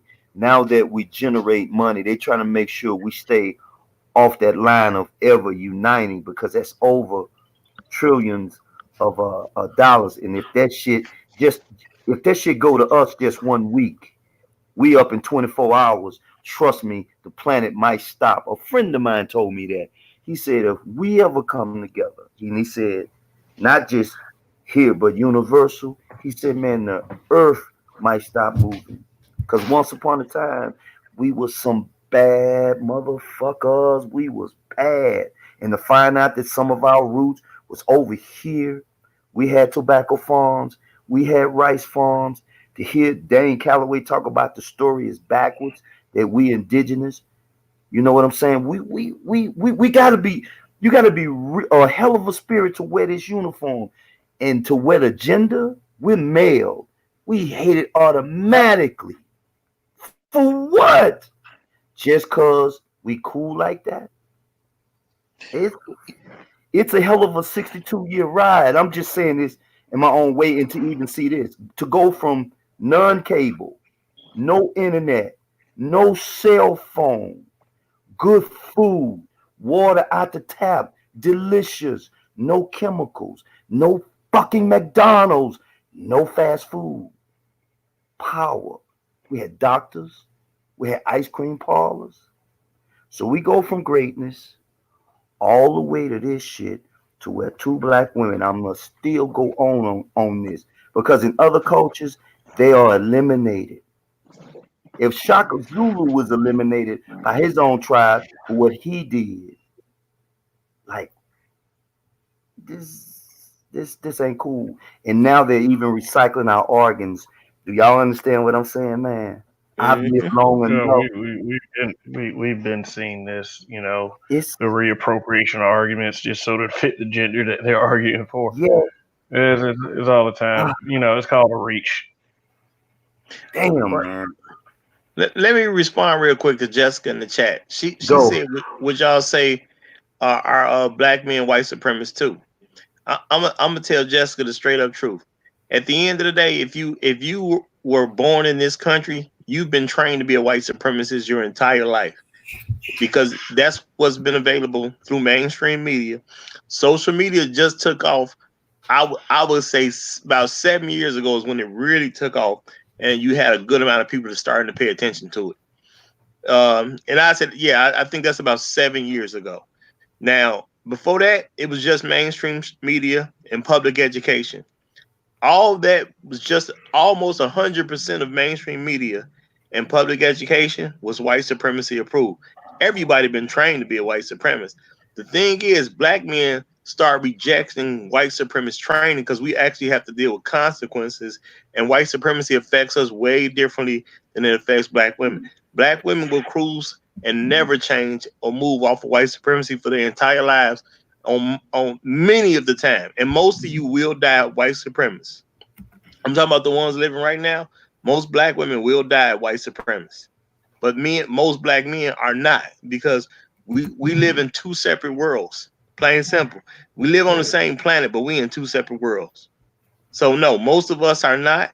Black men have been fighting against white supremacy through armies, through trying to build their own businesses, dealing with getting lynched. You know what I'm saying? Dealing with it, with going to jail for no reason. We've been fighting white supremacy for a long time now, and it's sad, but most of y'all ain't with us. Yep, that's just the reality. She don't hear you though. That was a good line. True. I mean, but he probably absolutely right because every time you tell Jessica something, she always come with the but, you know. So But it's got to be said for the audience sake anyway. But yeah, she don't hear me. And I'm rooting for her, but I know she don't hear me. Yeah. Yeah, I root for black people. But what she says, LOL. But honestly, I really don't see black women prioritizing other races of men like. Whoa. Told you. That's right there. She ain't hear a word I just said. Oh God. I mean, I take into account things such as, I mean, Jerome says she's trolling, but it's like I don't think it's to the point where I'm starting to think that they don't even realize No, how they don't. hypocritical this They behavior don't. is. They don't. Yeah, she not trolling. This is what she believes in, y'all. And don't get me wrong, I'm not finna go against Jessica. She's a young lady who has a fighting chance because she's a young lady. But at the end of the day, this is what she believe, y'all. This is what we producing as a people. What This is you what know? she's serious about. You know what? You know what? There's like 1.2 million black people in Southern California. If she got a car, she can get up. She can go to the blackest. She can go to North Long Beach, which is probably close to where she is, which is the blackest part of Long Beach, and she can get around as many black people as she wants to. She can go to Compton. She can go to Carson. She can go to all these black cities where there ain't that many white folks. Okay, if she wants to. She sticks in Orange County because that's where she want to stay. That's what she used to. She don't want to be around black guys, really. Because if she did, there's plenty of black places to go. She don't really want black guys that bad. She want the black guys that she's around to like her, to choose the black guys she's around to choose her over the white women that are around them. That's what she looks for. Yeah, she might really want probably really wants a white guy herself at the end of the day. But as I've said many times before, and I'm pretty sure I'm gonna say many times again, women like to be liked by men that they don't like. That's just what it is. And I'm starting to get the picture that Jessica just want black men to like her. Yeah, even though she probably ain't that interested in us. No, she got black men around her all the time. She's just not interested in black men. There's plenty, and you can't. There's certain places. I know if you were like in Oregon or you up in like Washington State, I could understand. But there's plenty of black people in Southern California. I know it. Let me answer this. Let me answer this, Rob Black, real quick. Ignore these bitches and stop begging for acceptance from black women. No other race of men have to beg their women for acceptance. It is the fault of these Negro men begging bitches for acceptance and validations. Let me straighten this up real fast for this motherfucker right here. Number one, we got women participating in a conversation. We have the right to exchange thoughts with them. Nobody's begging for shit. And I'm getting tired of that. Like, god damn. Let motherfuckers speak. Like, I ain't got time for this shit right here. Like, we ain't begging for nothing. We respect women in conversation. Period. It's not begging for anything. I'm not begging for shit. Nobody comes here begging for shit. So let's just ignore all chicks. I mean, what? We can't ignore all chicks unless you're I don't know, swing that way, something like that. But like I wish people would let a conversation fucking happen.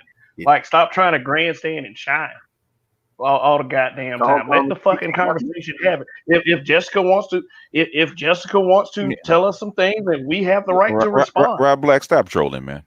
Stop trolling. Get the fuck out of here. I mean, anyway, let's get back. Let's get back to the conversation. Just don't get off the MGTOW stuff for a second, man. Yep.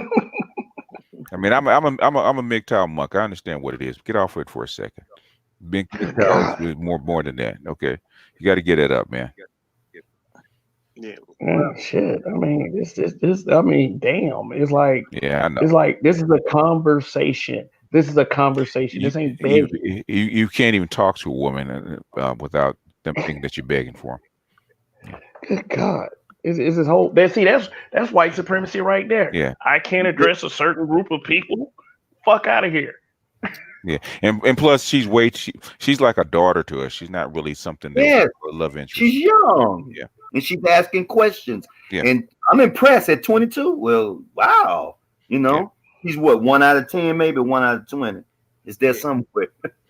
Yeah. I hear the stuff that comes out of her mouth, and basically she's whining. I understand, because the black dudes that are in the mixed area like that, they don't choose them, and plus you guys are in, especially in that environment, you guys are not the ideal woman anyway. So not the ideal woman anyway in that environment. The ideal woman in America, and especially in that environment, is a white woman. So if you don't act like them, or you don't dress like them, don't act like them, then guess what? You're not going to get chosen, especially in an environment. I always tell black parents that come off with that stuff. They don't want their black boys or their black girls to mix. Why you put them in a mixed neighborhood if you don't want them to mix? Don't make no sense. Nope. So don't. You want them to stay black and be black and date black, keep them in a black environment. And 90% of the times, guess what they're gonna marry or date? It's gonna be black people. That's all that's around. There's always one that's gonna go left, but nine out of 10, guess what they're gonna? At least for the first couple, they're gonna be black. Yeah, well, and I think the problem is, well, one of the problems is that we move away from our own people because we're showing our children that the white ice is colder, instead of staying where we are and just making where we are better. Yeah, we do that in overabundance. Granddaddy, there's no way you could be raised in the hood and not be hood. Okay, you might not be everybody in the hood is not a thug, a criminal, a robber, or anything like that. 90% of the people in the hood are hardworking, just average Joes. Okay, that's what they are. So if you're raised in the hood, you cannot be suburban because you're not in an environment. It's impossible. Children cannot pick up something that they're not around. So if you're in the hood of Chicago, you're going to act like the people in the hood of Chicago to fit in. That's what you're going to do. So you're not going to act like a suburban kid that's in the middle of Iowa or something like that. You can't. You're not going to sound like them. You're not going to walk like them. You're not going to dress like them. You're not going to do anything like them, because that's not your environment. So when we say hood, it's not a derogatory term. That's where you're raised.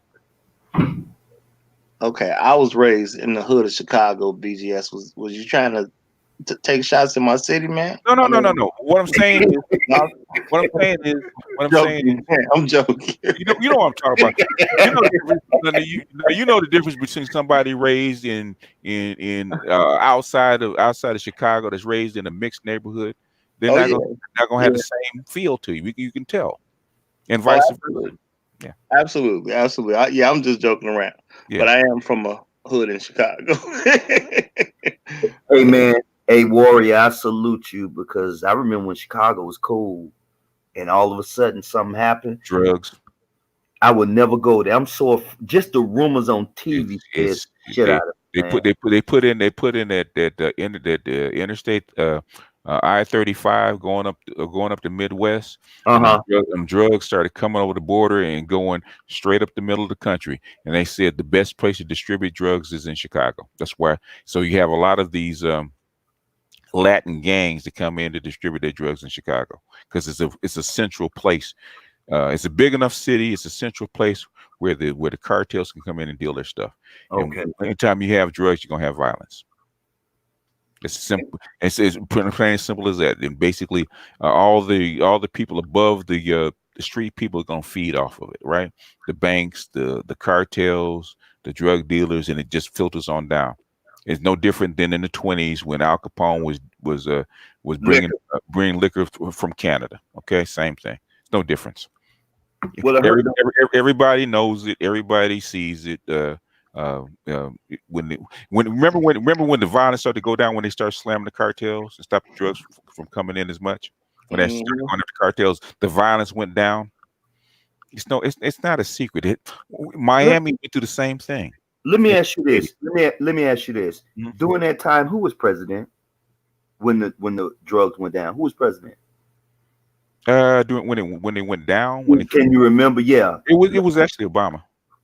Really? Yeah, because remember Obama started 2000 because Rahm Emanuel was actually the second term. Rahm Emanuel left and went to be mayor of Chicago, right? So then all of a sudden they start cracking down on the cartels, and then the violence started to go down. Because the one thing I remember living in Houston, things were good, money flowed good. But I can remember when the certain day that Farrakhan, that's when I kind of cared for Farrakhan. Farrakhan came to town and he was like, everybody just stopped doing what they was doing and went to this big Baptist church, big ass church. And Farrakhan came out, which I didn't know it. He said that's where he wanted 1 million men to come to DC. Basically, we said bet. It was in the 90s, right? It was at the right.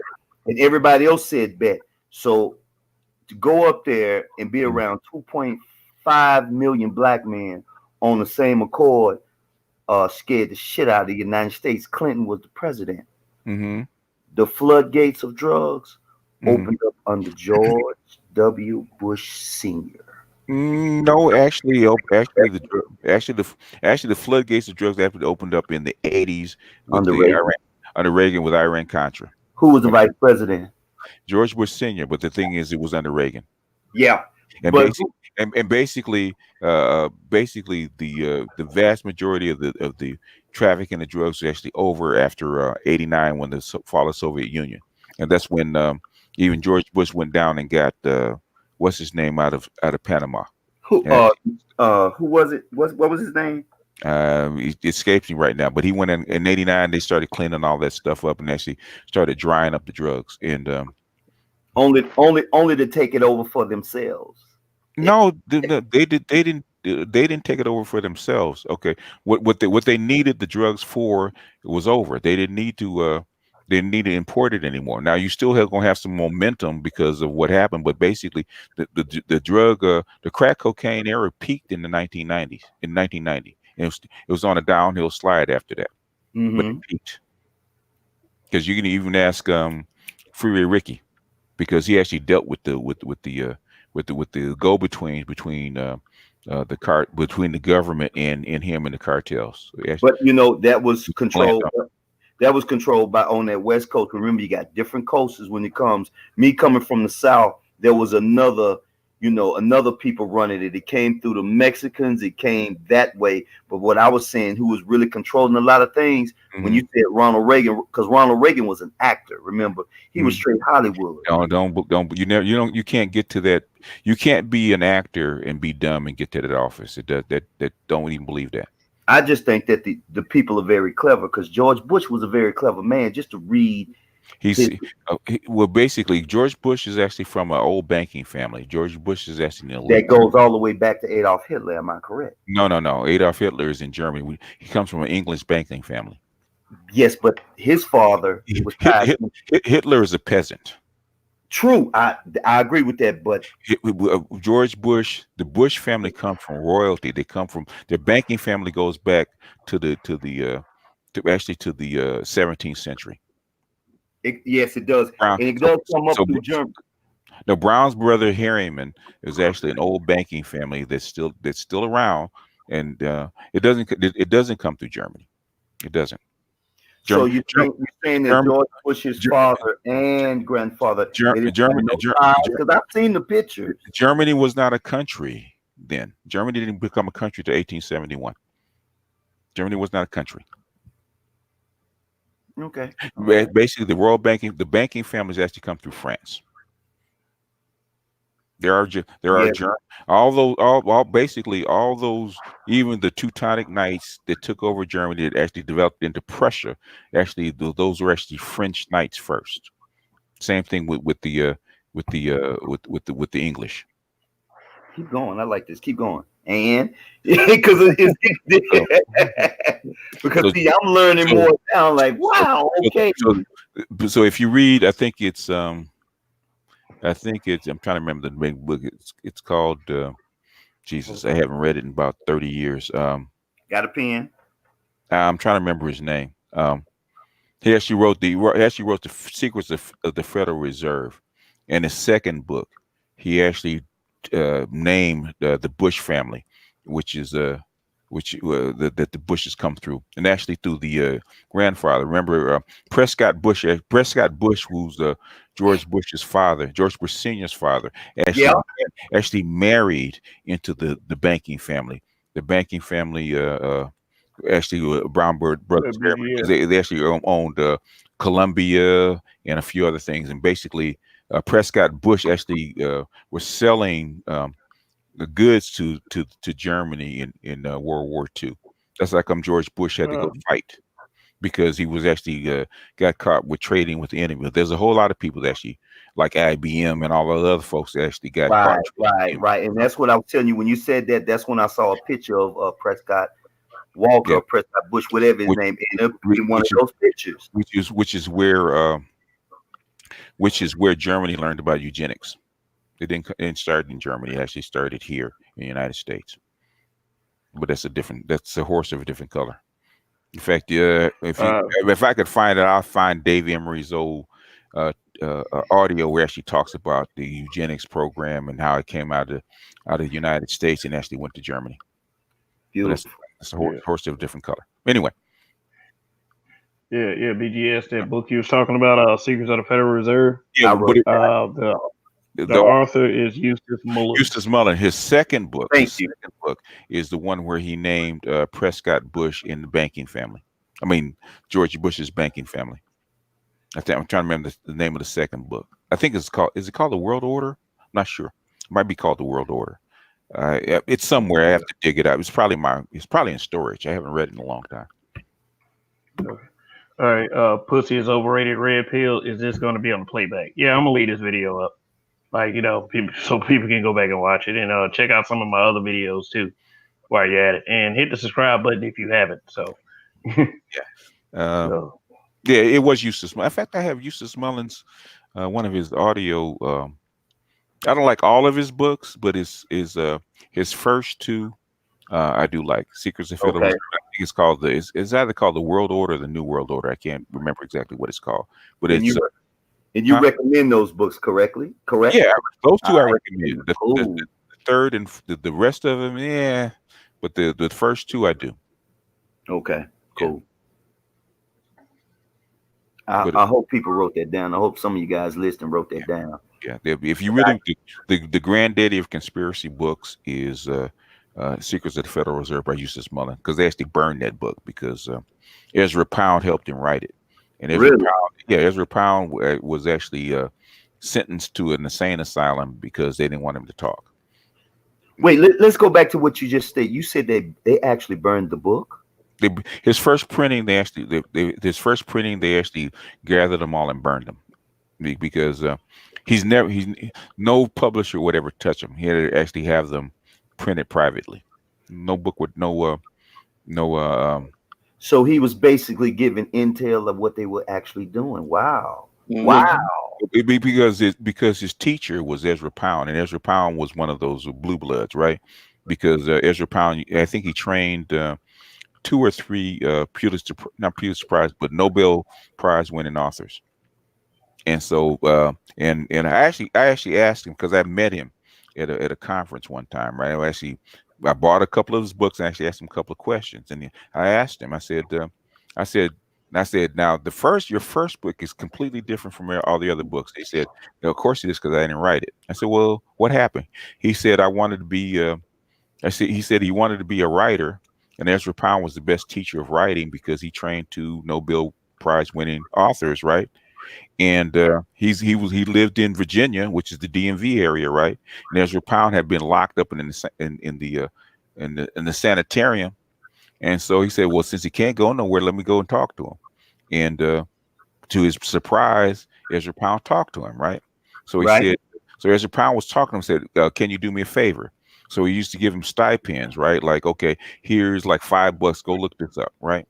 And so Mullins would go to the Library of Congress and get the books and look them up and write down the notes, right? Bring back the notes. They said, okay, now these notes go with these notes. Now here's $5 more. Go back and look up these books. And by the time he did it, he gathered all this so-called secret information, right? Because these books were pretty much unknown to most people, right? And he helped them put the book together. So it said, okay, now you have a book, go print it. So he went out and had it, he went to try to have it published. Nobody would publish it. So, but he's hard-headed. So he actually, Ezra Pound actually gives him money to actually go get the book published. And the first run got burned. Shit, man. I'm glad I'm listening tonight. This is very educational for an old man. Seriously, it was that deep. Because we gave footnotes and references and all that kind of stuff. And me and a buddy, the white guy that actually turned me on to the books, we used to go look for the books and actually look up the information. It was like, good grief, he's right. Everything in that book was 100% spot on the money. Wow. Okay. Wow. Okay. But okay, guys. Okay. Hey, listen up. Yes. I'm getting tired. All right. Well, all right. Yeah, this conversation has been great. So, but got to get up tomorrow and have a day up. Doing what I need to do to keep things going. So, we're gonna get some final words in. Gerald, you want to go first? I enjoyed myself. Thank you for allowing me on this fantastic platform. It's good to talk to brothers. It's very good. So thank you for this soul run. All right. All right. Jessica still, she want to get all her she want to get all her gripes out. She come to, I think she comes on that channel, on your channel to vent. Yeah, I was gonna say the same thing. She got to typical black woman. Yeah. Typical black woman. That is why that's the difference between white women and black women. All right, right there. So you can't even say that you're the same as white women. Yeah. All right. Yeah, and the truth is this: people can come here in the chat. They can even participate in the panel as long as we're being respectful to each other. There's no problem with that. But there's also room for brutal honesty as well. So, yeah, this is good. So, Roger, you got anything left that you want to say? Roger. Oh, okay. I was trying to make sure. No, no, not at all. Not at all. I want to say, good discussion. Appreciate the coming over here. Jessica, I'm gonna be praying for you personally. Okay. I'm gonna make sure that every time I speak to the Lord, I bring your name up.